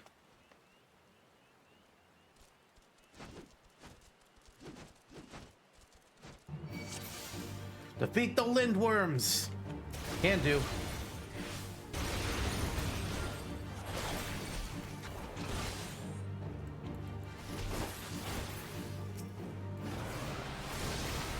We've got our 1, 2, 3 now, as well as disembowel.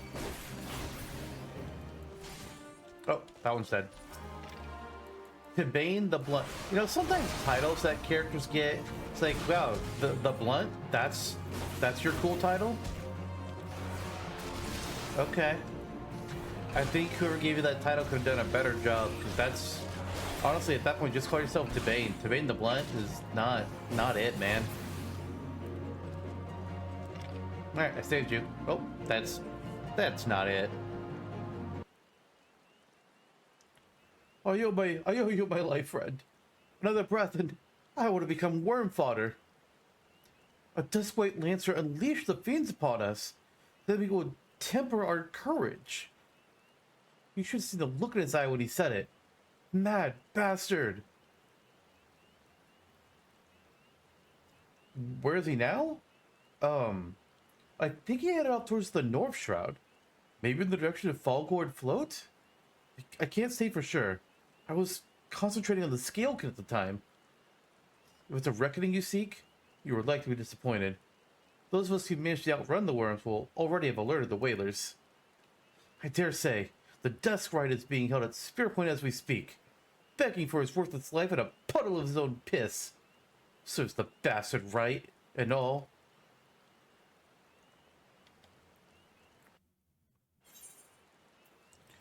And I don't know about that. I don't know if that's how focus works. We should probably go confront him.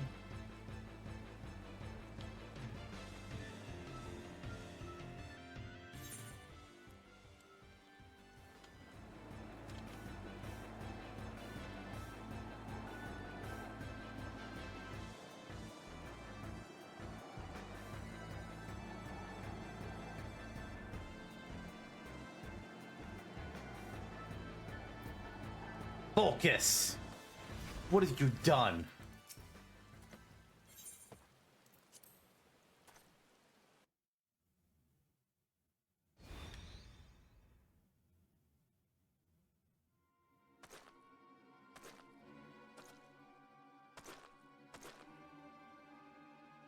What kept you? Helping your comrades, you say? Fool! You waste your pity on false friends. It's only a matter of time before they betray you. Just like those wretches who saw me imprisoned and exiled. What are we talking about? I was once an upright citizen of Gridania, and a man of the Lancers Guild. Yet life was not easy. For want of the coin to obtain the barest necessities, I conspired with my closest comrades who steal from the guild's coffers. Okay, it sounds like you're the one that was doing the betrayal. Oh my god. The theft soon came to light, and though there were no suspects, it was clear that the deed had been perpetrated by someone within the ranks. An air of suspicion hung heavy over the guild from that day forth, until at last, unable to bear the guilt, I convinced my accomplices to join me in confessing. And they didn't, did they? Only for them to bite their craven tongues after I had stepped forward and admitted my part in the crime. And so it was that I alone took the blame. Of course it was the Dusk White, everyone said. Was there ever any doubt? It all made perfect sense. Despite my heartfelt pleas, my so-called friends denied any involvement. Instead, they called me vulgar names that do not care to repeat. Can you imagine the shock and anguish I felt at their betrayal? Would that I had the strength to force the truth out of those traitors.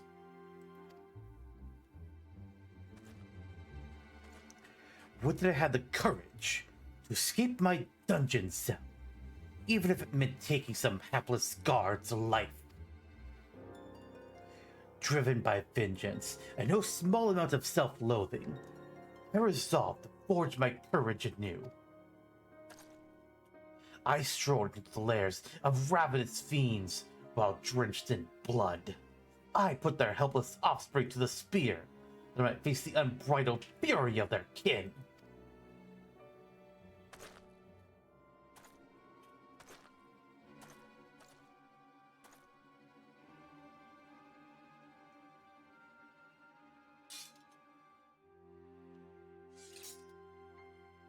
For my efforts, I've acquired the ultimate courage.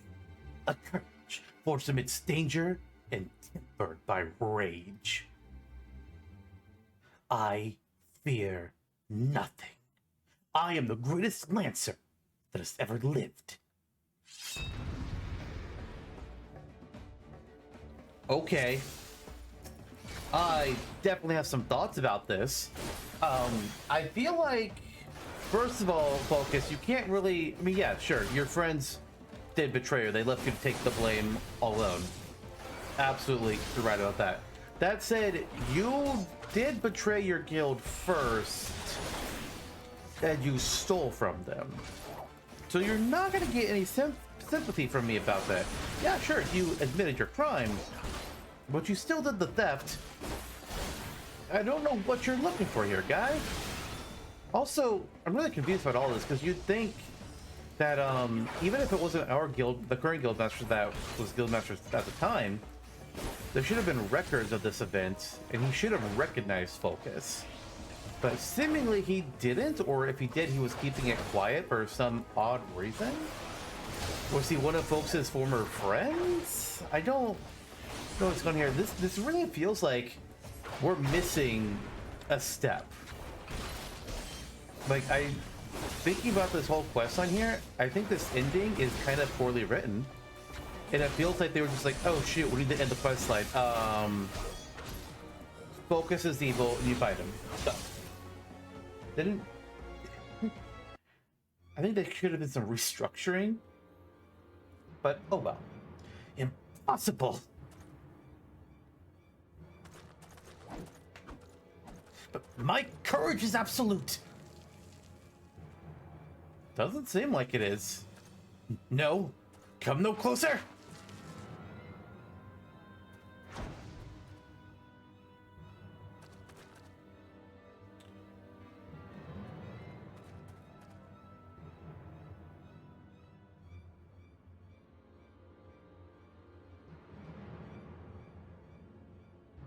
This is where we hop on our mount and go check down there, right? To see if he's alive.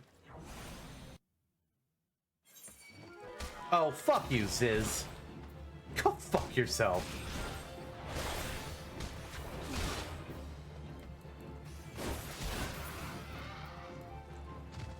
Well, okay, the fall is down here. Oh. Okay, that's pretty deep. We can't even go down there.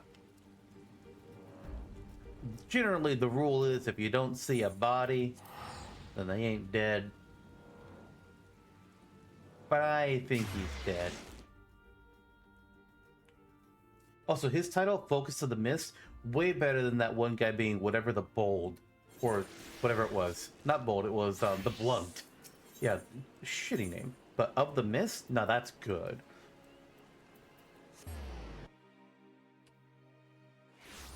Wow, this was really short.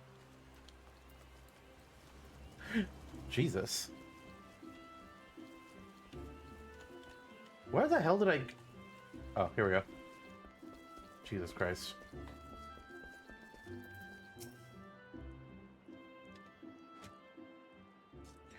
So, Focus is no more. His was a tragic tale, one that might have been so different. Fate not dealt him such a cruel hand. He could well have commanded a place of honor within these halls. But it avails us not, well upon what might have been. It is enough that you are still with us, Yeranthe. Lest you wonder about your final trial, there will be none. I have seen all I need to see. You have proven beyond a shadow of a doubt that yours is a genuine courage. In recognition of this, I shall pass you the secrets of Lance Charge, one of the most potent abilities in our arsenal. Is it? You are a Lancer in your own right now. There's not more I can teach you. From here onwards, it's up to you to seek out such challenges as will make you grow. Like attracts like, and the strong are drawn to strength. Just as I once knew for a certainty that I was destined to face the Lord of the Bramble Patch, so too will you find, or be found by, an adversary of equal worth. No one can say what fate will bring, but armed with your courage, there is naught you need fear. Keep close to your heart the lessons you have learned here, and go forth to blaze a new trail with spear in hand.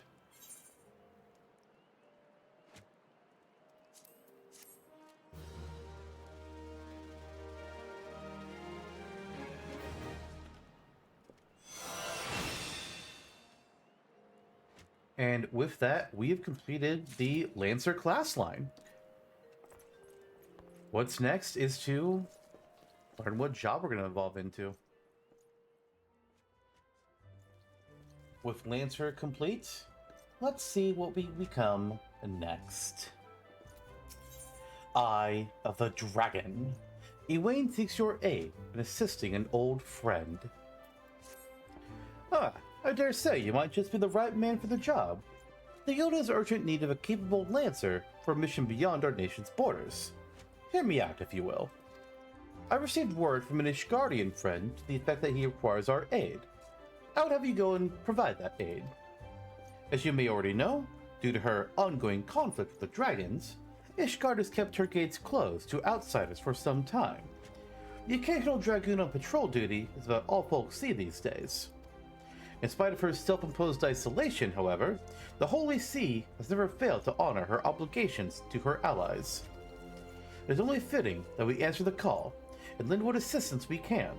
To this end, we offered to dispatch a contingent of wood whalers with all haste, but were politely informed that they would not be welcome, much to our initial confusion.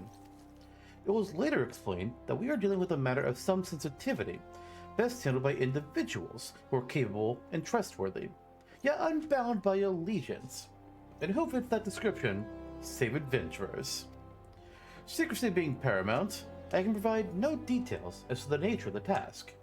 All you need to know will be revealed at the rendezvous point. Should you accept the mission, take yourself to the observatorium. A knight by the name of Sir Alberic will receive you upon arrival.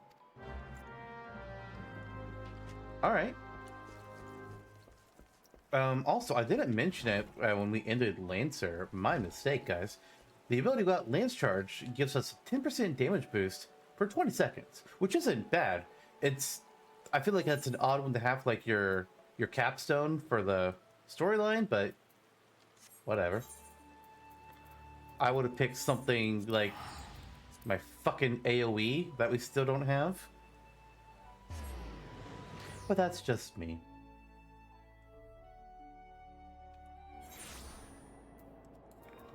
Alright, the observatorium.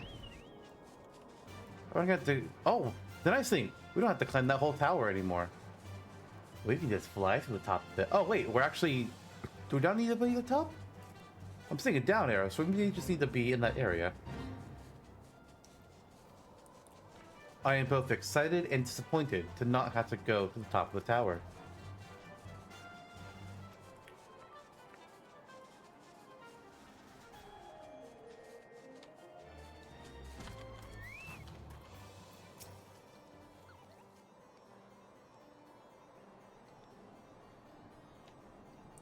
Ah, you must be the adventurer from Owain sent word.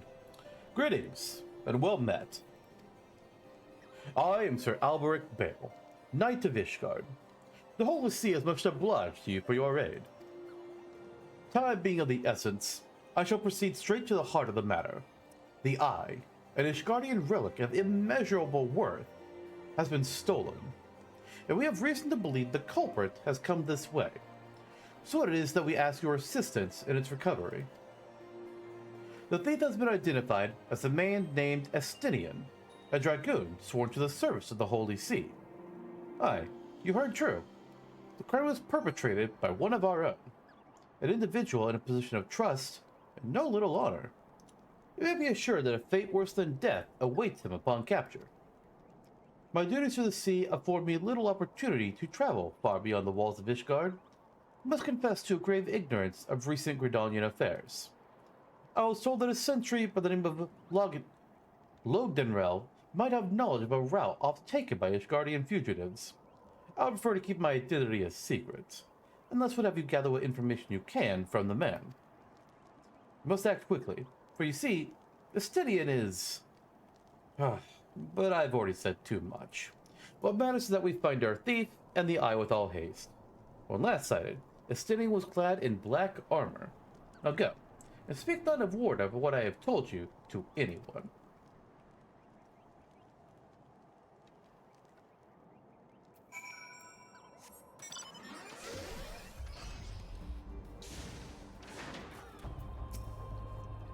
Routes favored by Ishgardian fugitives.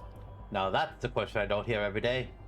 You're planning some unsavory act yourself, are you? Even if you were, I doubt you'd make it far. Any road, we've quite a few fleeing to the North Shroud, with Gridania being home to nearly as many Elven as Ishgard. It is no easy task to identify outsiders. If you're on the hunt for someone, you could do worse than to visit Florentel's Spire in the North Shroud and speak with a man named Idrestin. If any suspicious persons have crossed the border in recent days, he'd be the first to know. Well, let's go have a chat with him.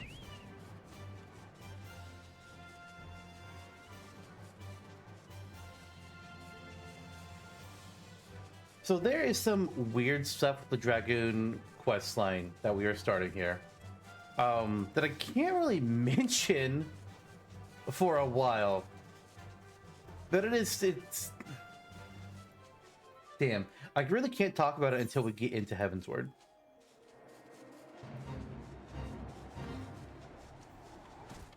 But boy, do I want to. Hail, adventurer. Yes, I am the one tasked with monitoring those who would enter our lands by way of Kurthus. Oh? An Ishgardian knight clad in black armor? No, I recall nothing of the sort. Such a striking visitor would be difficult to forget. My apologies, friend. I can only suggest that you return to Ul'dah and see if it has any other theories. That said, if anybody for that description does come by, I'll be sure to let you know. He didn't say that part, but he probably should have.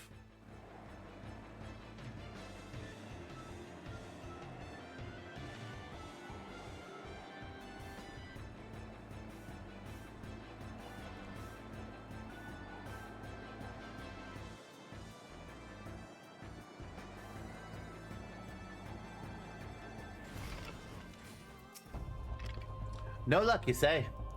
Most curious. Why, it is nigh impossible that a fugitive could make it this far without being a spy from Florentel's Spire.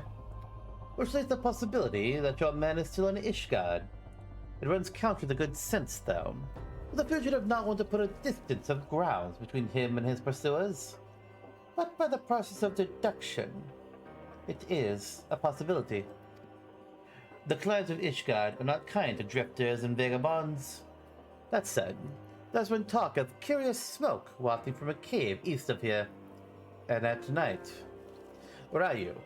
I might begin my search there. Alright. Oh, Estinian! Are you in this cave, Estinian?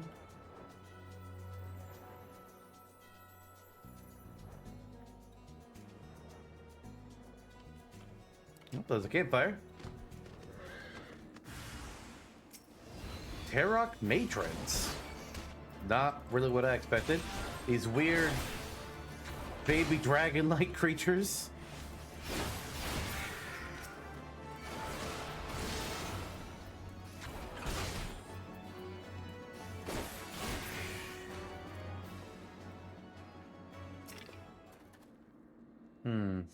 It's still lit.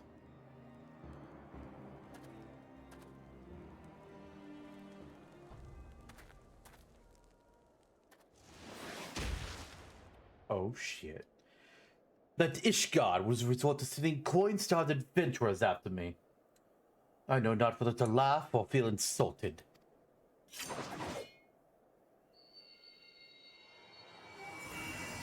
The eye, it rouses. For another. Preposterous. Our paths shall cross again. You can be sure of it.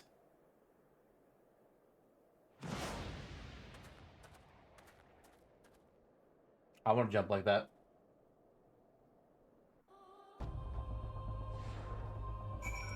Well, we met Estinian. And he definitely has the eye. What was the rest of that about? I don't know.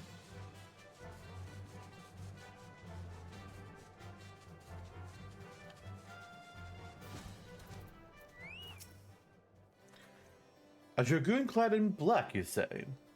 Tell me all that transpired. By the Fury, that the eye would choose another. I had not thought it possible. In light of recent events, it would seem an explanation is in order. The eye is no ordinary relic. It harbors the power of the dragon, which it bestows upon a single chosen soul, the strongest and wisest dragoon. He who is chosen is possesses the power to fight our mortal foes, the dragons of Dravania, on equal footing, storing the firmament as if it were an extension of the land. That man is known as the Azure Dragoon. The Azure Dragoon is the light of hope for all Ishgardians, and the paragon of all dragoons. For this reason, you may imagine how it pains me to have to confess the man you encountered, the thief, as none other than the Azure Dragoon, and that I was once his teacher. Needless to say, I acknowledge myself accountable for Estinian's misdeeds, and mean to do all in my power to find him and recover the eye. But I cannot do this alone. I require your help, Yerinthe, you who received the power of the dragon. You may labor to believe it, but there can be no mistake. The soul of dragon I bear glows in your presence, irrefutable proof that you are chosen.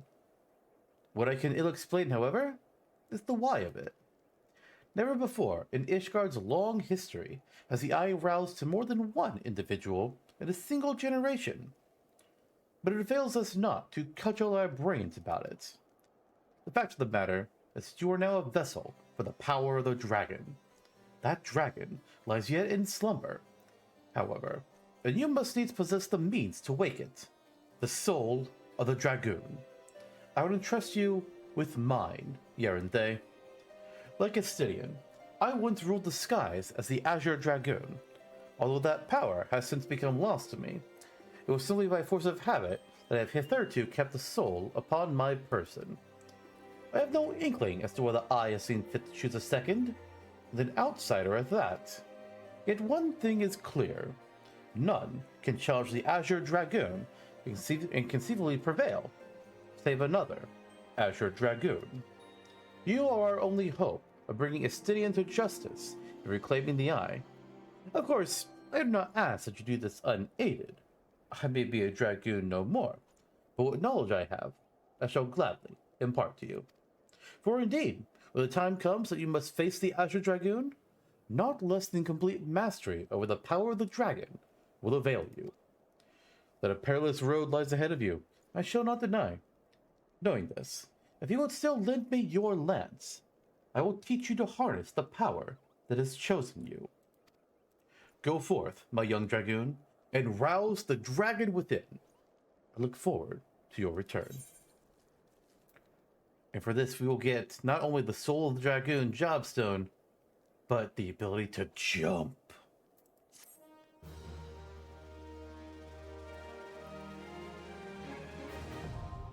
Dragoon unlocked.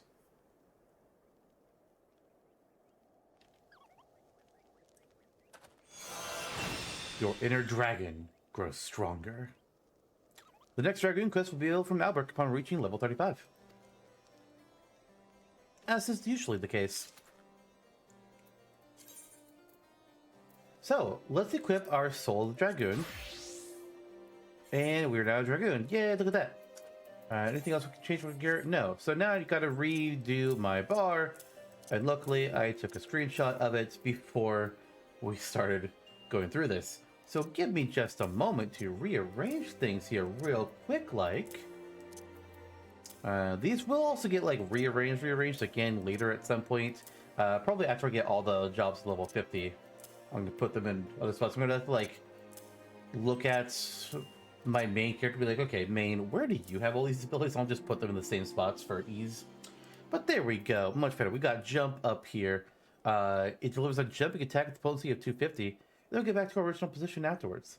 Pretty cool. And just checking, yeah, we need to be at level 35 for the next one. I thought maybe we could do it with our Jobstone, but no. Oh well. Lance of Fury. Sir Albrecht would have you undertake a trial. It is pleasing to see how you readily... Let me start that over again. It is pleasing to see how readily the dragon stirs within you. You show great potential, Yerinthe. A potential that may well prove the difference between victory and defeat. Estidian is no ordinary dragoon.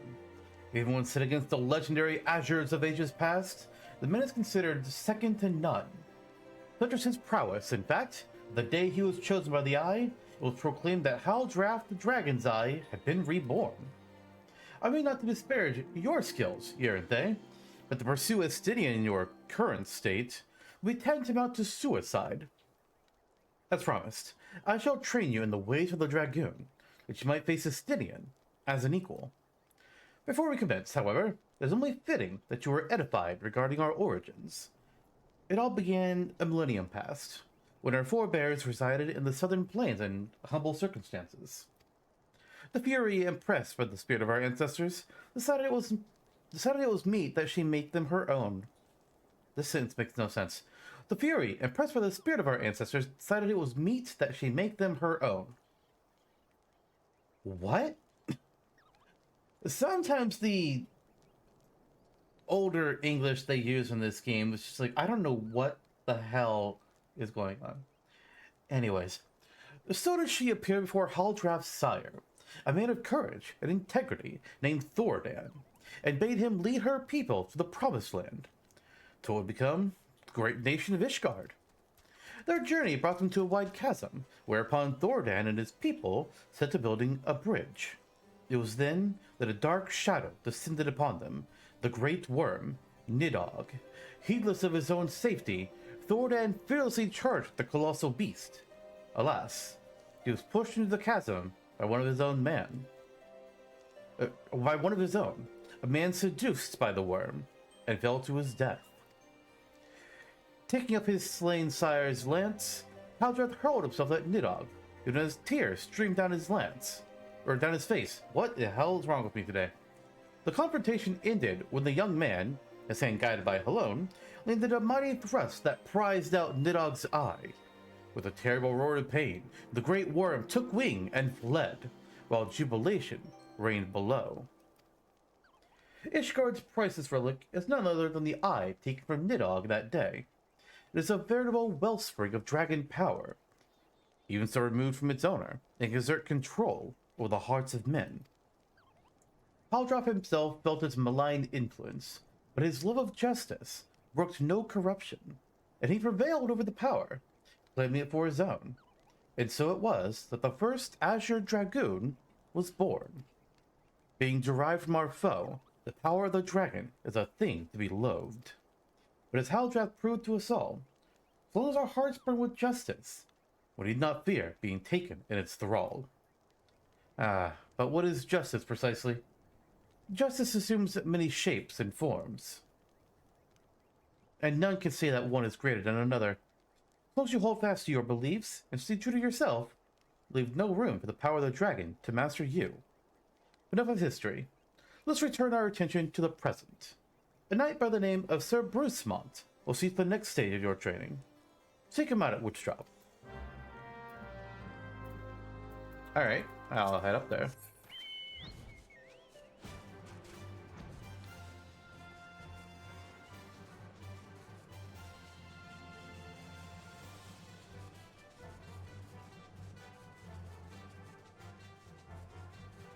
So, something that doesn't make sense to me in that story, it just seems like this guy was seduced by Nidhogg. Now, they don't mean seduced as in, like, take you to bed seduction. It's more of a power sort of thing. And, like, Nidhogg's influence somehow getting in the guy's mind.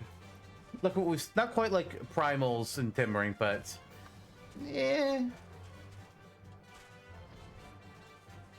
But if the worm had only just appeared, how? How did it get into that guy's mind and convince him to push down Thordan? That doesn't make much sense. Ah, so the adventurer seeks to become a dragoon. Sir Albert speaks of legends and chosen ones. But don't see you prove yourself in a more practical fashion with your lance. Now, defend yourself. From what? I don't... Ah, the train death case is way over there. I jump. Damn it, Vodoriga. I'll kill you in a second. Let me get the death case first.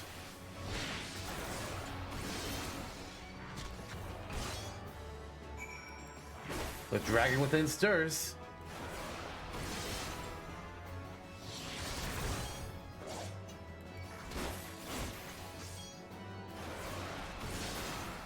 Alright, Brucema, I did it. Yeah, you have some skill. I'll give you that. And the glow of your soul crystal. Perhaps Sir Albert was not wrong about you after all. Now return to him. Your training here is complete.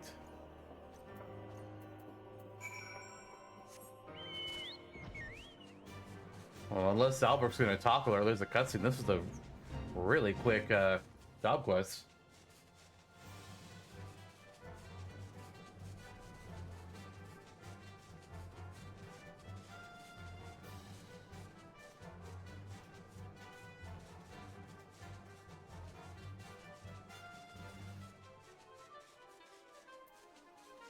The guy just wanted me to kill one enemy?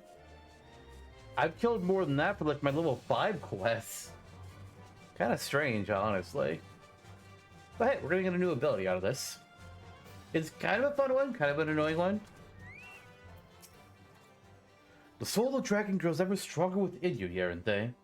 Clearly, your trial is a rousing success. I only observe your crystal to know as much. Yes, though you have only just begun to walk the path of the dragoon, it is clear you possess the talent to become Estinian's equal. Go forth, make the powers you have obtained your own. When the time is right, shall proceed with your training.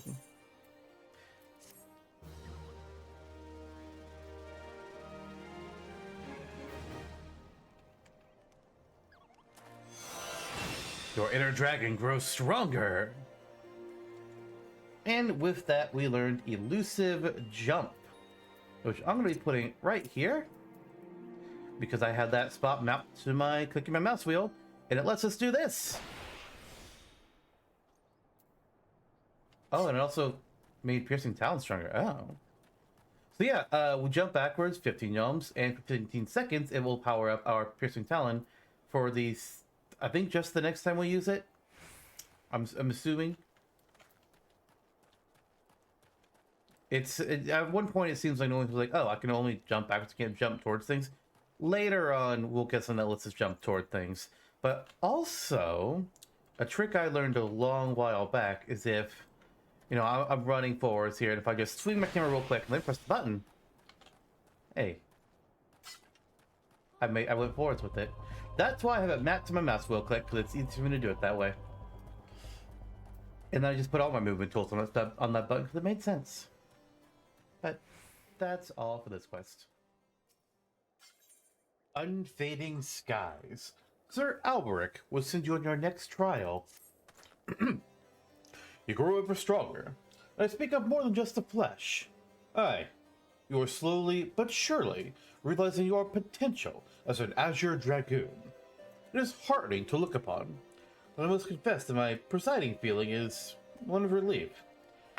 You must understand, the mere thought that the Eye would choose an outsider, one who ill comprehends the threat posed by the dragons, will have filled me with the greatest misgivings.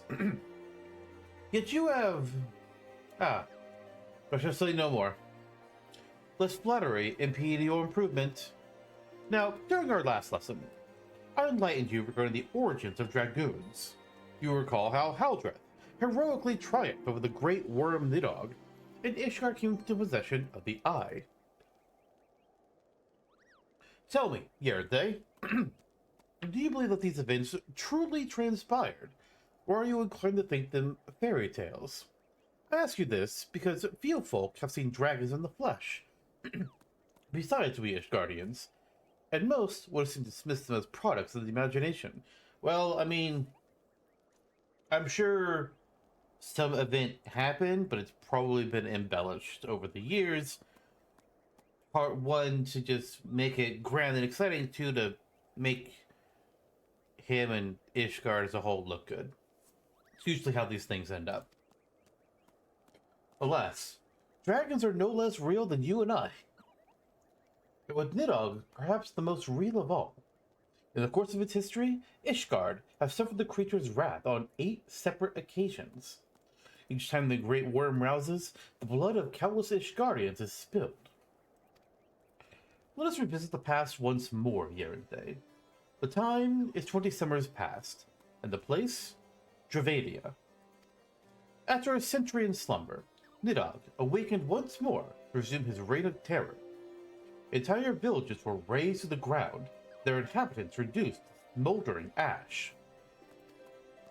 Sensing the great worm's unbridled rage, others of his kind began to rouse, and in such numbers as to blot out the sun with their wings. A deep foreboding darkness swept over Ishgard. Raging infernos painted the belly of the sky an angry red, the agonized screams of innocence fading into deathly silence. In my station as the Azure Dragoon, I was there through it all, bore witness to all the horrors. But there was no time to offer even a silent prayer. Nidhogg lingered in one place only long enough to lay it to waste. And when he took wing, so too did I pursue him, A man possessed. This game of cat and mouse continued for what seemed an eternity before I found myself face to face with the Great Worm. The battle unfolded in a tiny settlement on the edge of Kurthus, raging on for 3 days and 3 nights, with neither side able to gain a decisive advantage. Remaining on my feet by sheer force of will, I realized that it must end now, else it shouldn't end well. Marshalling my last ounce of strength, I wagered all on a single thrust. My lance struck home, burying deep in the ruin of my opponent's empty eye socket. Yet before I could withdraw my weapon, the worm lashed out wildly in its agony, dealing a blow that left me sprawled upon the scorched earth, nigh insensate. In that instant, I thought myself surely doomed, but Halone was not finished with me yet. Having lost a taste for battle, Nidhogg let loose a blood-curdling roar before fleeing to the sky. The battle was over. While I did not perish from my injuries, they rendered my body unfit to bear the power of the dragon, and I was Azure Dragoon no more. Lying bedridden, my thoughts wandered toward the innocent lives that had been lost, the people I had failed to protect. That last conflict with the dragons of Dravania left countless orphans in its wake. Estinian is one of them, the sole survivor of Ferndale, the final village to survive Nidhogg's wrath. With none left to care for him, I did the only thing I could. I took Estinian as mine own son, instructing him in the way of the dragoon when he was of an age to learn. Yet I would not have you think me noble. My actions were born not of compassion, but of guilt. My guilt at having failed him. But alas, I have also failed him as a father.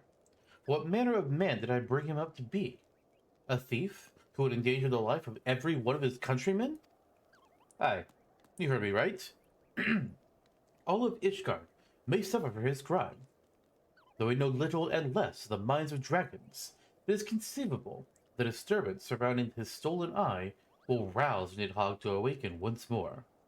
That his kin have already stirred from their slumber serves as fair warning of that. Time is not on our side. Fortunately, it would seem you are more than ready to embark on your next trial. Make your way to Witchdrop, where the Knight Hustine awaits your arrival. My nation is depending on you, Yerinthe. God dang. That was a few mouthfuls, to be perfectly honest.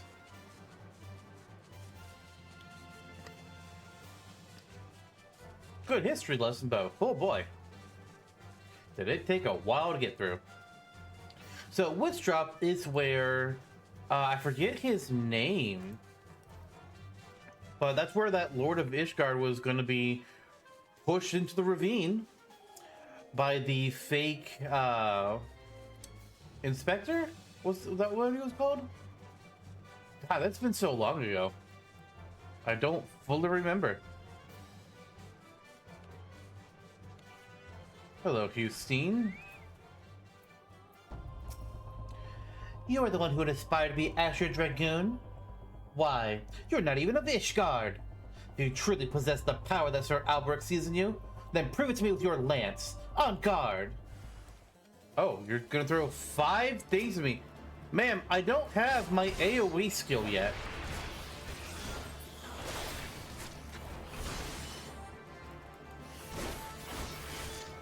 Yeah, the Bane Knight needs to die. That's the bigger threat.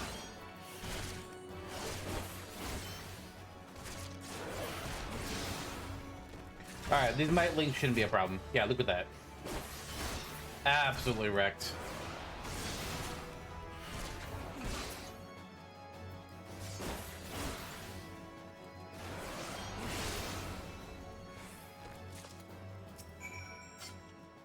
That strength.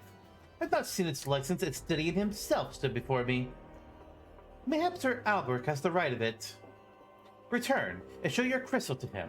I have no doubt he'll be pleased.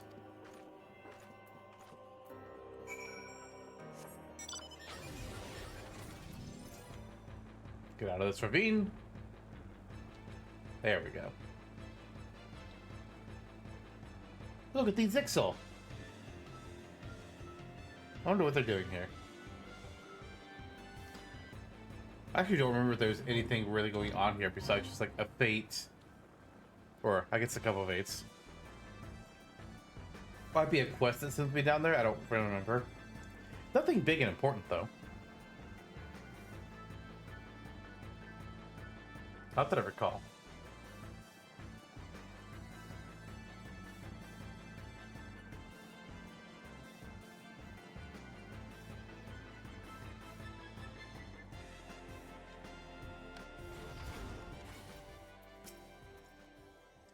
You passed another trial with flying colors here and there. The day where you may stand before a Stynian as an equal is not far off. When that day comes, the Eye will choose you over the traitor. I have no doubt of this. But we must be patient still. For now you must continue your trading. When you can do no more on your own, seek me out once more.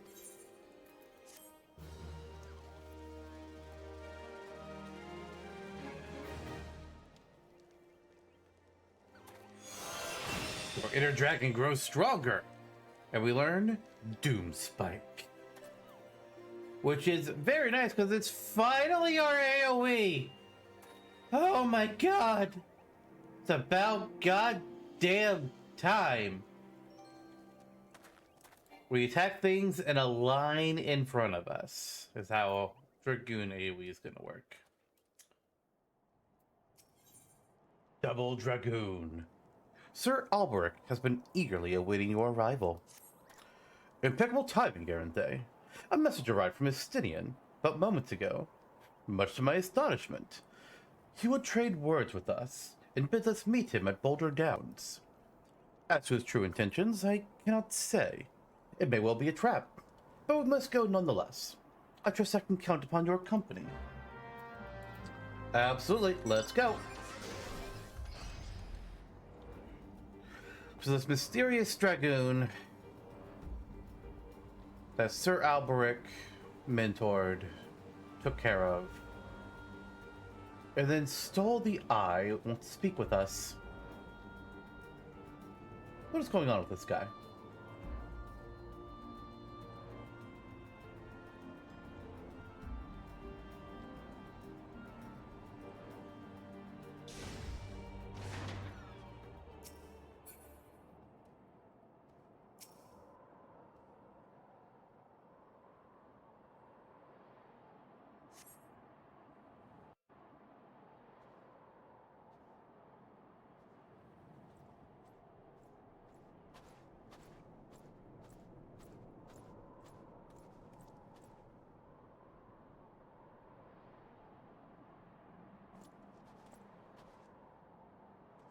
Careful walking there, guy. Greetings, Master. It has been too long. Stynian, in this folly at once. You must know that each second the eye passes outside Ishgard's walls brings us closer to a repeat of the tragedy of 20 summers past. Surrender yourself in the eye, and return with me to Ishgard before it is too late. But it is already too late, Master. For you see, Nidhogg has already awakened. What? Hear me, Master. You have mistaken the cause of the dragon's return. The eye is not to blame. A premonition came to me by virtue of the dragon within, warning me that the great worm would soon rouse. Even as he slumbered, Nidhogg seethed with irrepressible rancor for that wound of 20 years ago. That rancor will send him flying as a speeding arrow to Ishgard, whereupon death and devastation will ensue. But there is a possible solution. Were the eye taken to a remote land, far from the Holy See, then, and only then, could destruction be averted, and the lives of innocent Ishgardians be spared. You mean to make a bait of yourself? Nay, there's more to this than you let on. You seek vengeance for Ferndale. To me, the two are one and the same. You know my past better than any else. It was for no other reason than to avenge my family that I became a dragoon. Dragons long outlive men, and do not soon forget the wrongs done them. What grudge they harbor burns as a fire in their hearts, over time, swelling into an unquenchable inferno. We'd only look back on history to see that Nidhogg grows stronger with each awakening.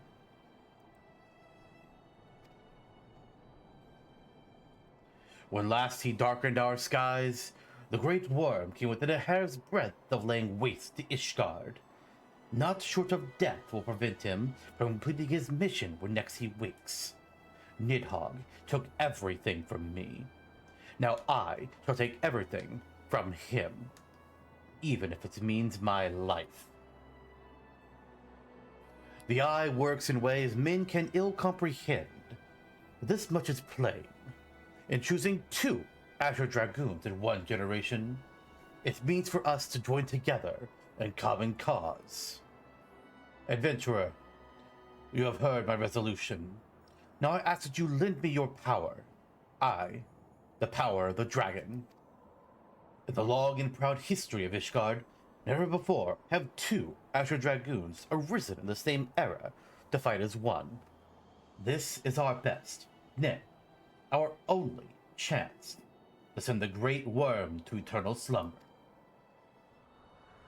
Behold my armor. This is the Draken mail, forged in the lifeblood of dragons. As blood calls to blood, so too does the armor call to the dragon within, redoubling the wearer's strength thereby. If you would realize your potential as an Azure Dragoon, you must needs clad yourself in the same.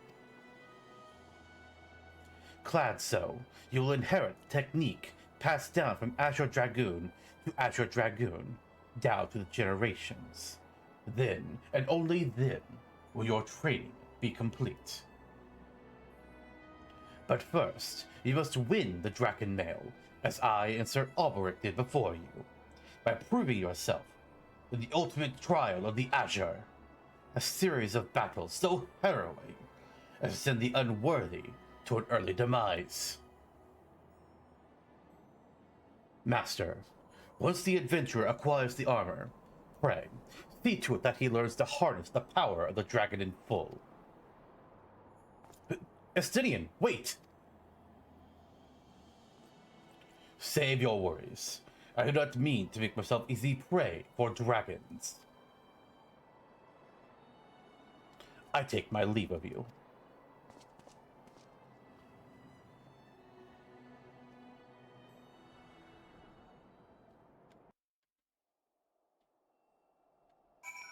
Well, that was interesting. Where did Alberic go? Why are you not still here? Why are you all the way back there? Dude, you left him behind. Not cool.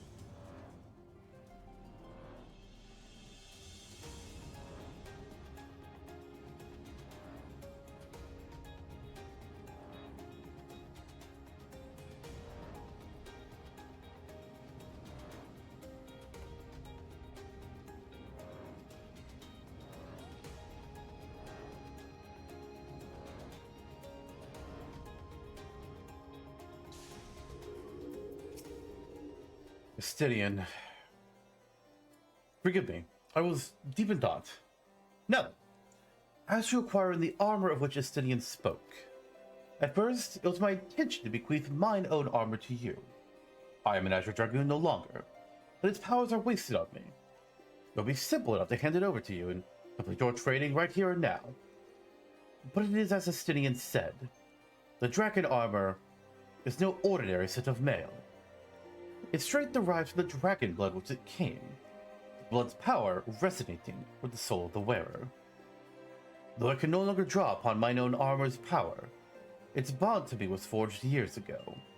Were I to bestow it on you now, I fear it would offer but a scintilla of the protection it afforded me in those bygone days.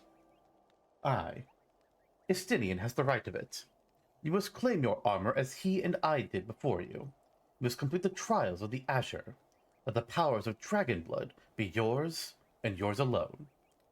The ogre's belly will be where your final test begins, I shall dispatch Sir Brucemont there. Seek him out upon your arrival.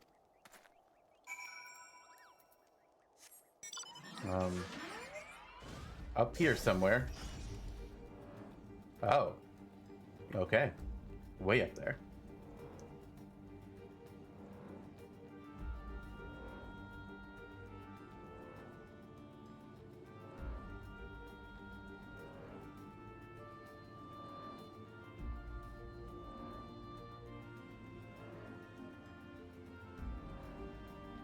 Considering how long Estinian talked, I think this might be lengthy. Well, I don't think this trial necessarily will be lengthy. Well, maybe. I don't know. Compared to others where we got the where I was getting the armor, it could be.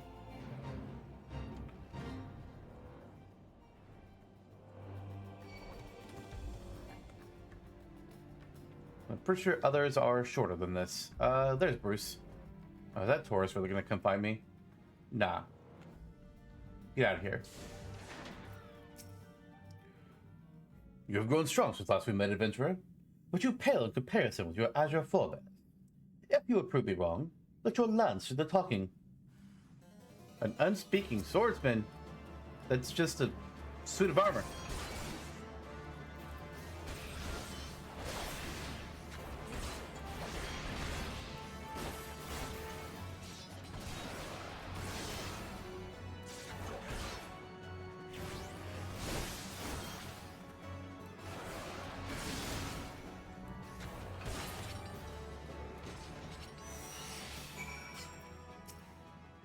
Once again, adventurer, you prove yourself worthy beyond my expectations.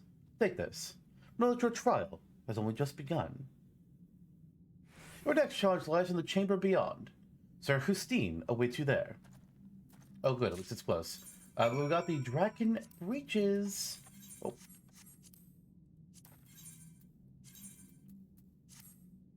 Punts.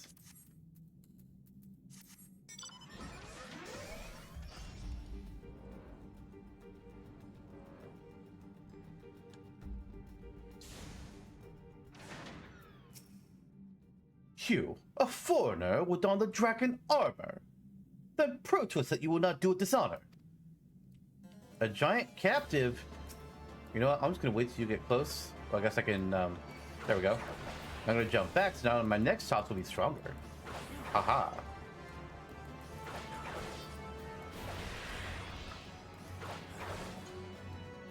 Alright, now you're close enough.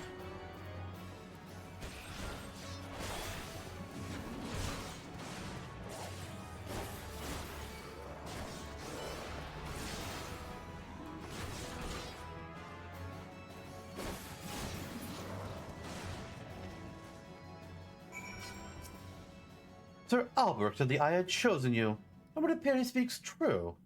Huh. The armor is yours, or with pride and honor, or however much you can have as an adventurer. Your trial is not complete, but be forewarned. Many before you have made it this far, only to fall the final challenge. Do not let overconfidence be your downfall. I'll be fine. Dragon Gauntlet. Looks kind of weird with this current body piece, but okay.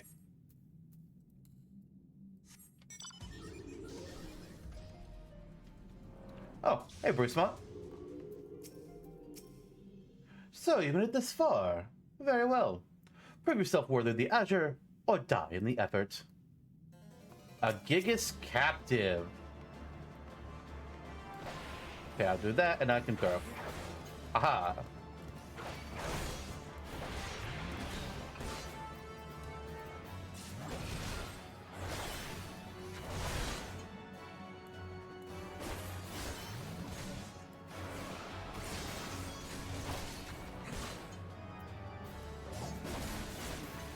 Man, you guys made me think I was gonna be in danger. You demonstrated your powers to me without a doubt. Aye, there's not an Ishgardians who would gainsay your right to don the armor of dragons. I shall send word ahead to Sir Albert that you have passed your trials here. It is he who will present you with the fourth piece of armor and consummate your training. Go now, my fellow dragoon, and deliver this land for the great worm's wrath. And we get the Dragon Greaves. I like how it looks, but our Buccaneer shirt really is a mismatch. Oy.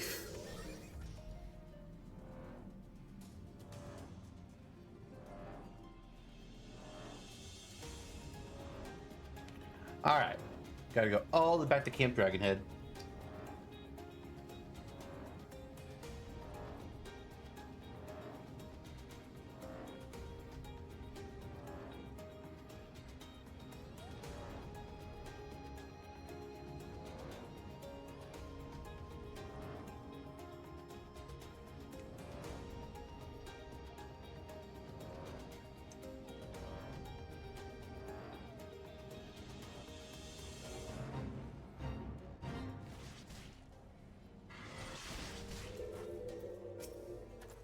I hear from Sir Brucemouth you performed most impressively. Yes, I stand more convinced than ever that you will be the one to save our land. Yet be warned, Yarente. One last trial awaits you. You'll face this trial in the presence not of knights, but of ghosts. Make your way toward the Steel Vigil and seek out a gravestone north and west of the structure. Take with you this flute. When you arrive at your destination, blow a single strong note. A visitor shall soon arrive. Entertain your guest, and should he leave behind a present, return it here to me.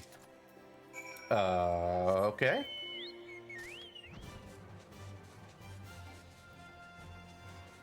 You're just making me go everywhere on this map, aren't you? Well, not everywhere, only the east half. But way up there, come on, man.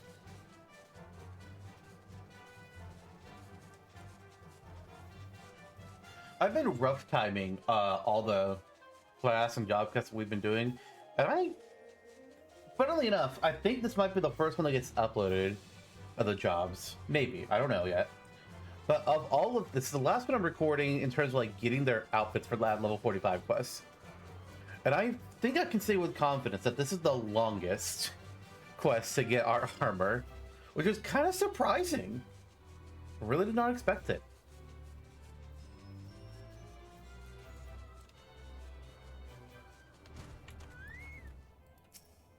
Alright, let's play our flute.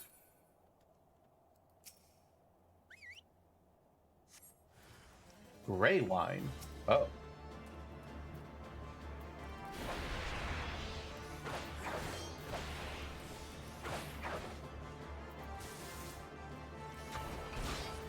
That's definitely a change I like for Lancer and Dragoon. Because now when I use elusive jump, piercing talon gets stronger. At least I think that's a Dawntrail thing.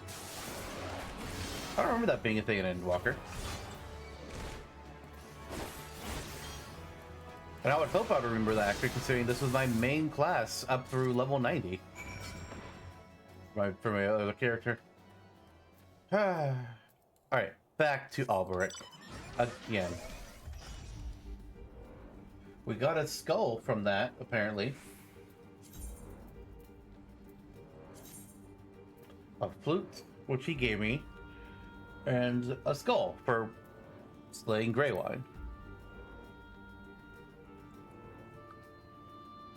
That description is weird, though. Proof you or someone else slew Greywine. Why would I have the or someone else part? Like, it was us. That's really strange.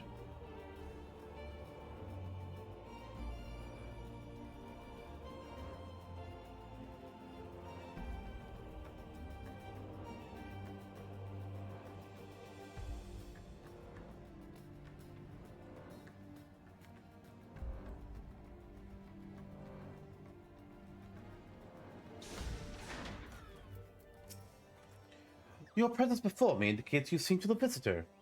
Have you aught to show for your deeds?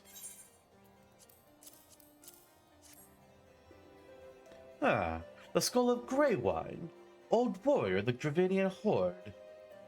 It said that in ages past, he could bring down a castle with a single breath.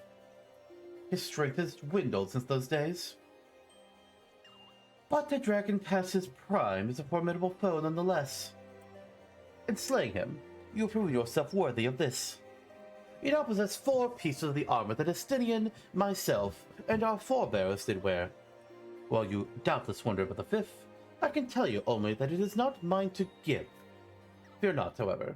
Your triumphs from the trials and against a dragon of the Horde give evidence that dragon blood now resonates with yours. Yet you stand before me as prepared for your ultimate challenge as any could be. And yet, before we proceed, I would hear it from your own lips. The Great Worm's power is a stuff of legends. Have you truly resolved to fight this battle, risk your own life to deliver a foreign land in the clutches of its ancient foe? When you are certain that your mind is settled, return and speak to me.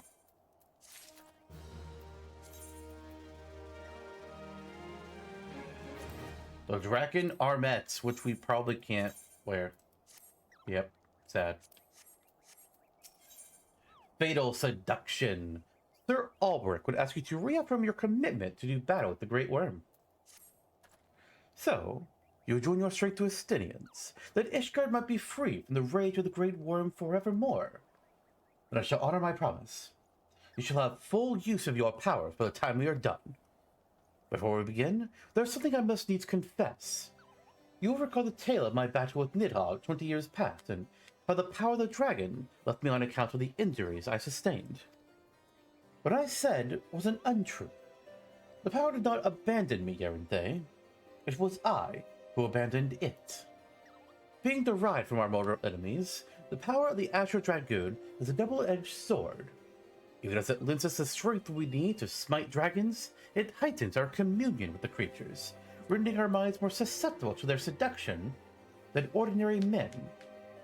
Even as I buried my lance in Nidhogg's flesh, our gazes locked, and mine eyes met then with a look that would fair impale a man.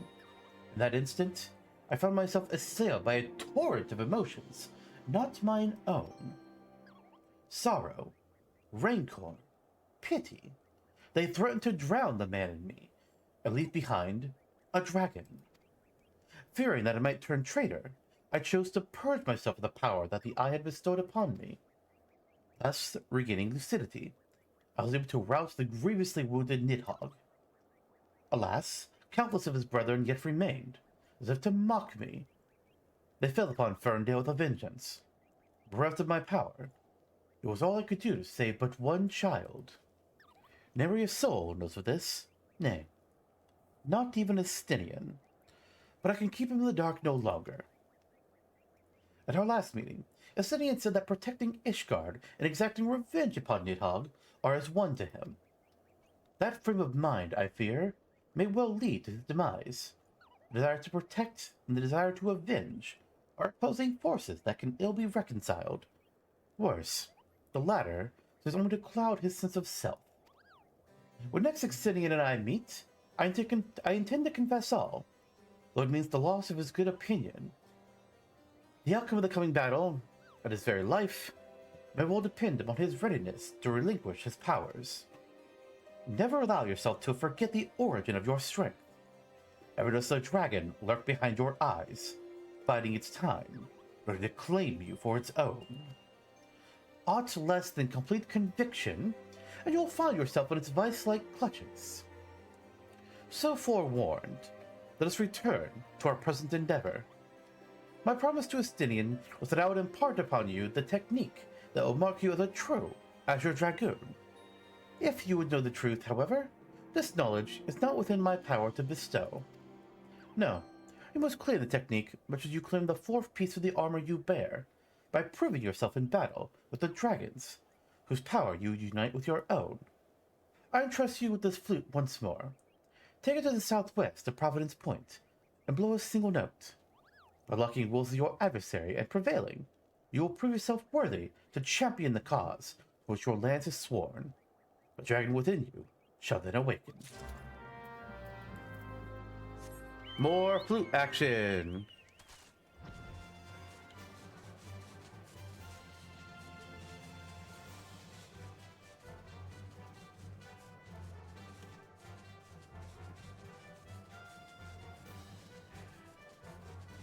If I recognize the icon correctly, I think the skill that we're going to get from this quest is actually one that they added in Dawn Trail, which makes me wonder what they had here previously. I'm pretty sure Dragoon lost their skill or two going from Endwalker to Dawn Trail. I don't remember offhand specifics, so I wonder if they just replaced that one with whatever we're getting here for the quest positioning. I mean, like in terms of like what level you learn things. Arco Avis, that doesn't sound like it's gonna be difficult.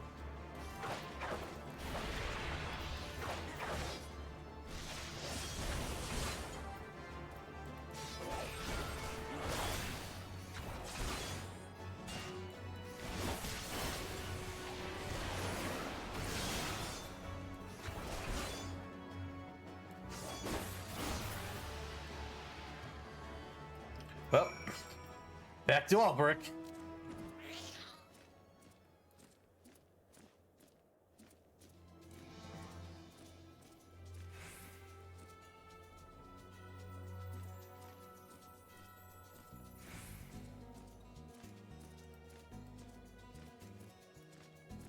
I like this mount.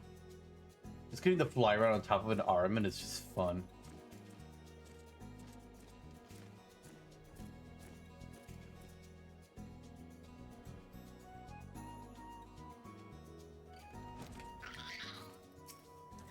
It is good to see you safely returned.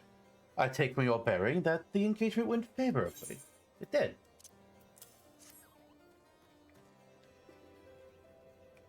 You left this place as a man, Yarente, but you return as a dragon. There's no more for me to teach you. From here, your battle is yours and yours alone.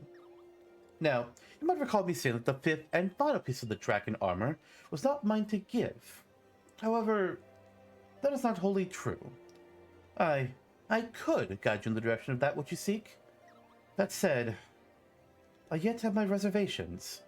The sheer power of the dragon housed within is such that a great many of your Azure forebears, myself among them, have proven hopelessly incapable of wielding it. But I do not doubt what I see. Within you has awakened a strength that forever eluded the likes of me. If you are not worthy of wearing the armor, then I know none who are. Remember my warning to you, Yarente, and heed it well. Nidhogg is a lord among his kind. Aught less than complete conviction, and you will surely fall under his thrall. Before you can master your foe, you must needs master yourself. Hone your lance arm till it can bear no further honing, then present yourself to me. When the time has come, I will tell you what you need to know. I look forward to our next meeting, my young dragoon.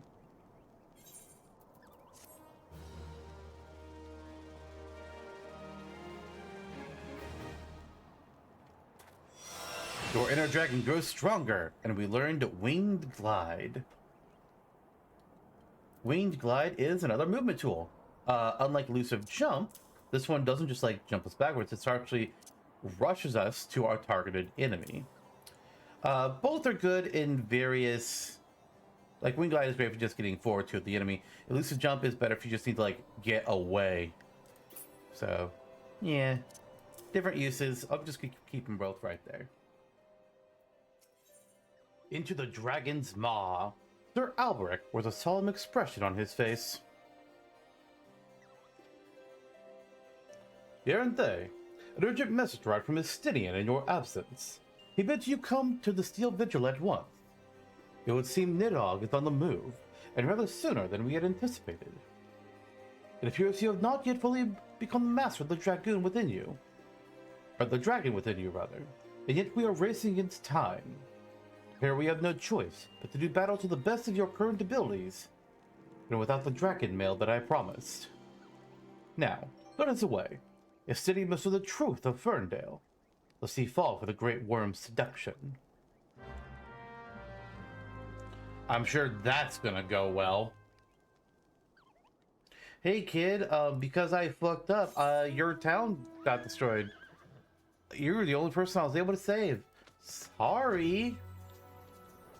There's no way this goes well. Also, where the hell are we? Oh, wait, okay. That is pretty north. Hey.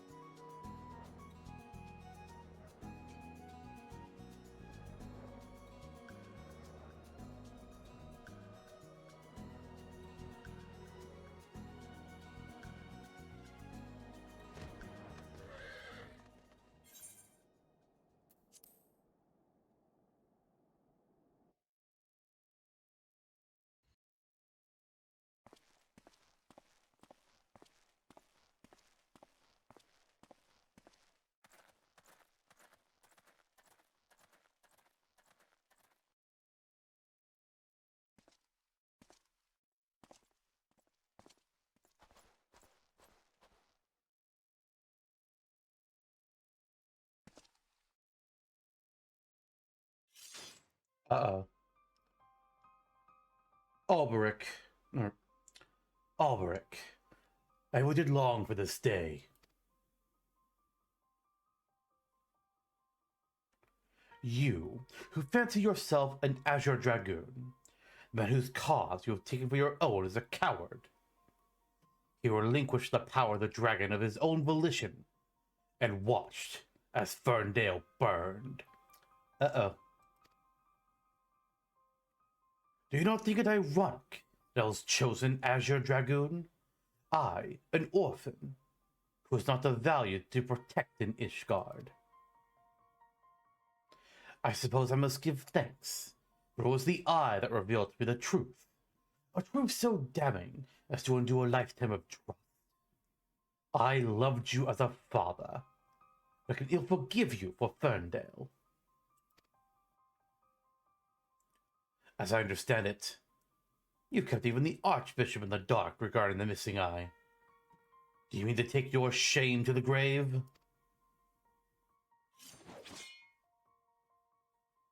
But I waste my breath.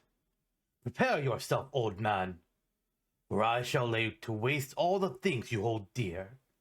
And once I'm finished with you, I shall do what no Azure Dragoon has succeeded in doing. I shall claim Nidog's head. Calm yourself, Estinian. Your rage renders you vulnerable to the dragon's influence.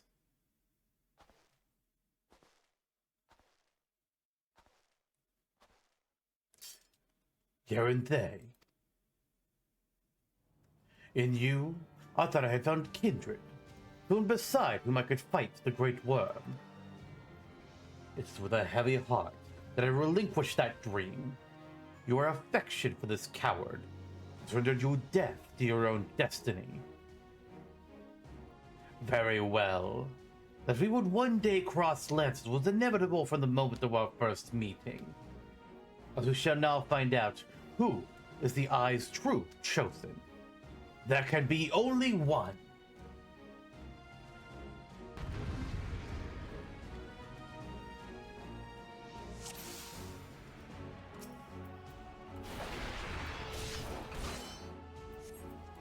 Alright, Estinian.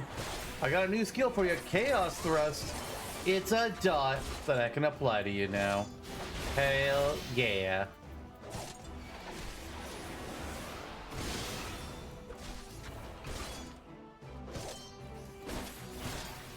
I know I kind of have two combos for Dragoon. They both start from True Thrust. But I can go True Thrust, Disembowel, Chaos Thrust, and then True Thrust, Vorpal Thrust to Full Thrust. What's really cool is that eventually it's going to get even bigger. And I'm going to have to move some buttons around. Oh boy. I like how Dragoon plays though. Dragon's Eye. Uh-oh. I think I should attack that. There we go. Oh, you made a fire trap. You bitch. The dragon surge corrupts the city in very body and soul. Oh.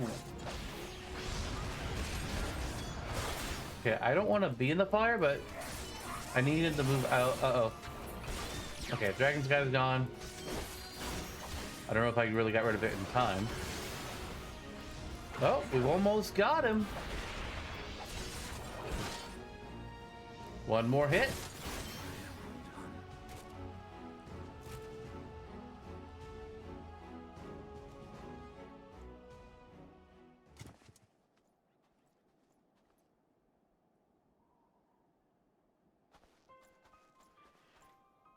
Feeble creature, dost thou desire power?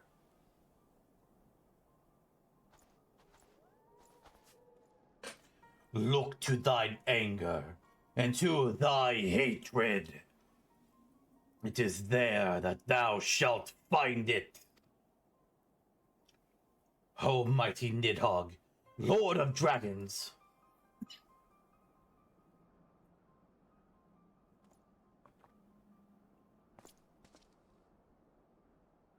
Grant unto me thy blood. Ooh. That I might be granted the claws and fangs, wherewith to rend thine enemies. Oh boy.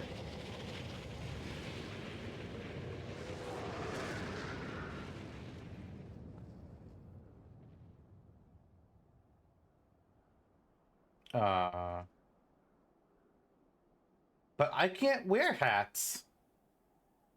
And that's not my weapon. What? Aren't they? This is impossible.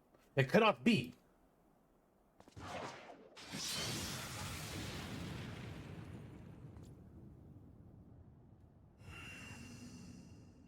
That was cool.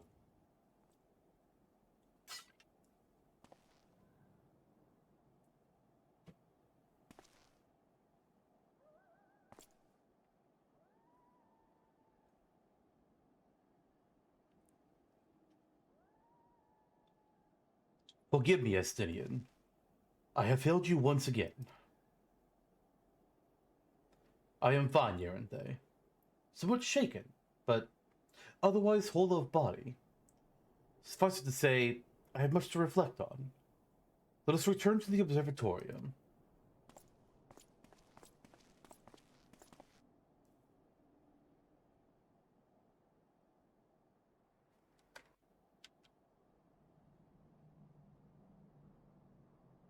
The soul of the Dragoon shines with unbound radiance.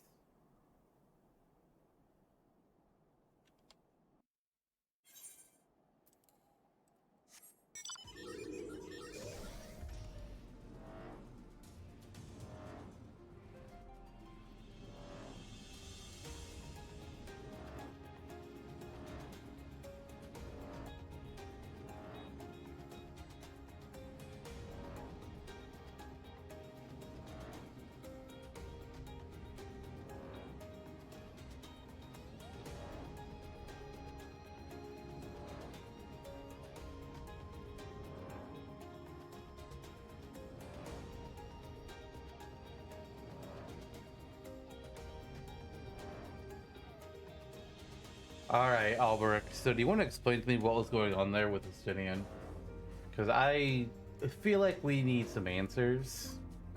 Like, what happened with us getting all the armor and doing that attack? It was cool, but what happened? When the being of darkness closed upon us, you appeared to me the spitting image of Ul'dah the Dragon's Eye, just as he is depicted in the Holy Scriptures. I thought that mayhap the years had taken their toll on my mind, but behold, the soul of the Dragoon shines that never did in all the years I bore it. It would seem you have achieved that which was thought impossible. You have awakened to the ability that none but the first Azure Dragoon possessed. Truly, a momentous achievement. I can still scarce believe that you were able to summon the self-same dragon mail worn by Ul'dah. To think I had been sealed within the soul crystal all this time. I have borne witness to many and more wonders over the years, yet none compares to you, my young dragoon. Could it be that you are... Mark not my mutterings. I am certain that it was your indomitable sense of justice that resonated with the spirit of the first Azure Dragoon, prompting him to bestow the armor upon you. Yes, that is doubtless what happened. As the being of darkness faded, so too did Nidhogg's aura subside, and now his kind have ceased their stirring. Whether this was compelled by your awakening, I cannot say. I suspect we will learn the truth of it eventually. Estinian, my dear boy. Whatever becomes of him, he will ever be as a son to me. I pray that he is somewhere out there still, and that he has not wholly forgotten the great man he once was. When that darkness brushed against me, the self-same torrent of emotions swept over me, as those I experienced 20 summers past. But there was something else besides. There was a voice, and it lamented the rift that divides dragons and men. You'll come to comprehend what I speak of in due time. Till then, Yaranthe, I pray that you will ever use your newfound strength in the name of justice.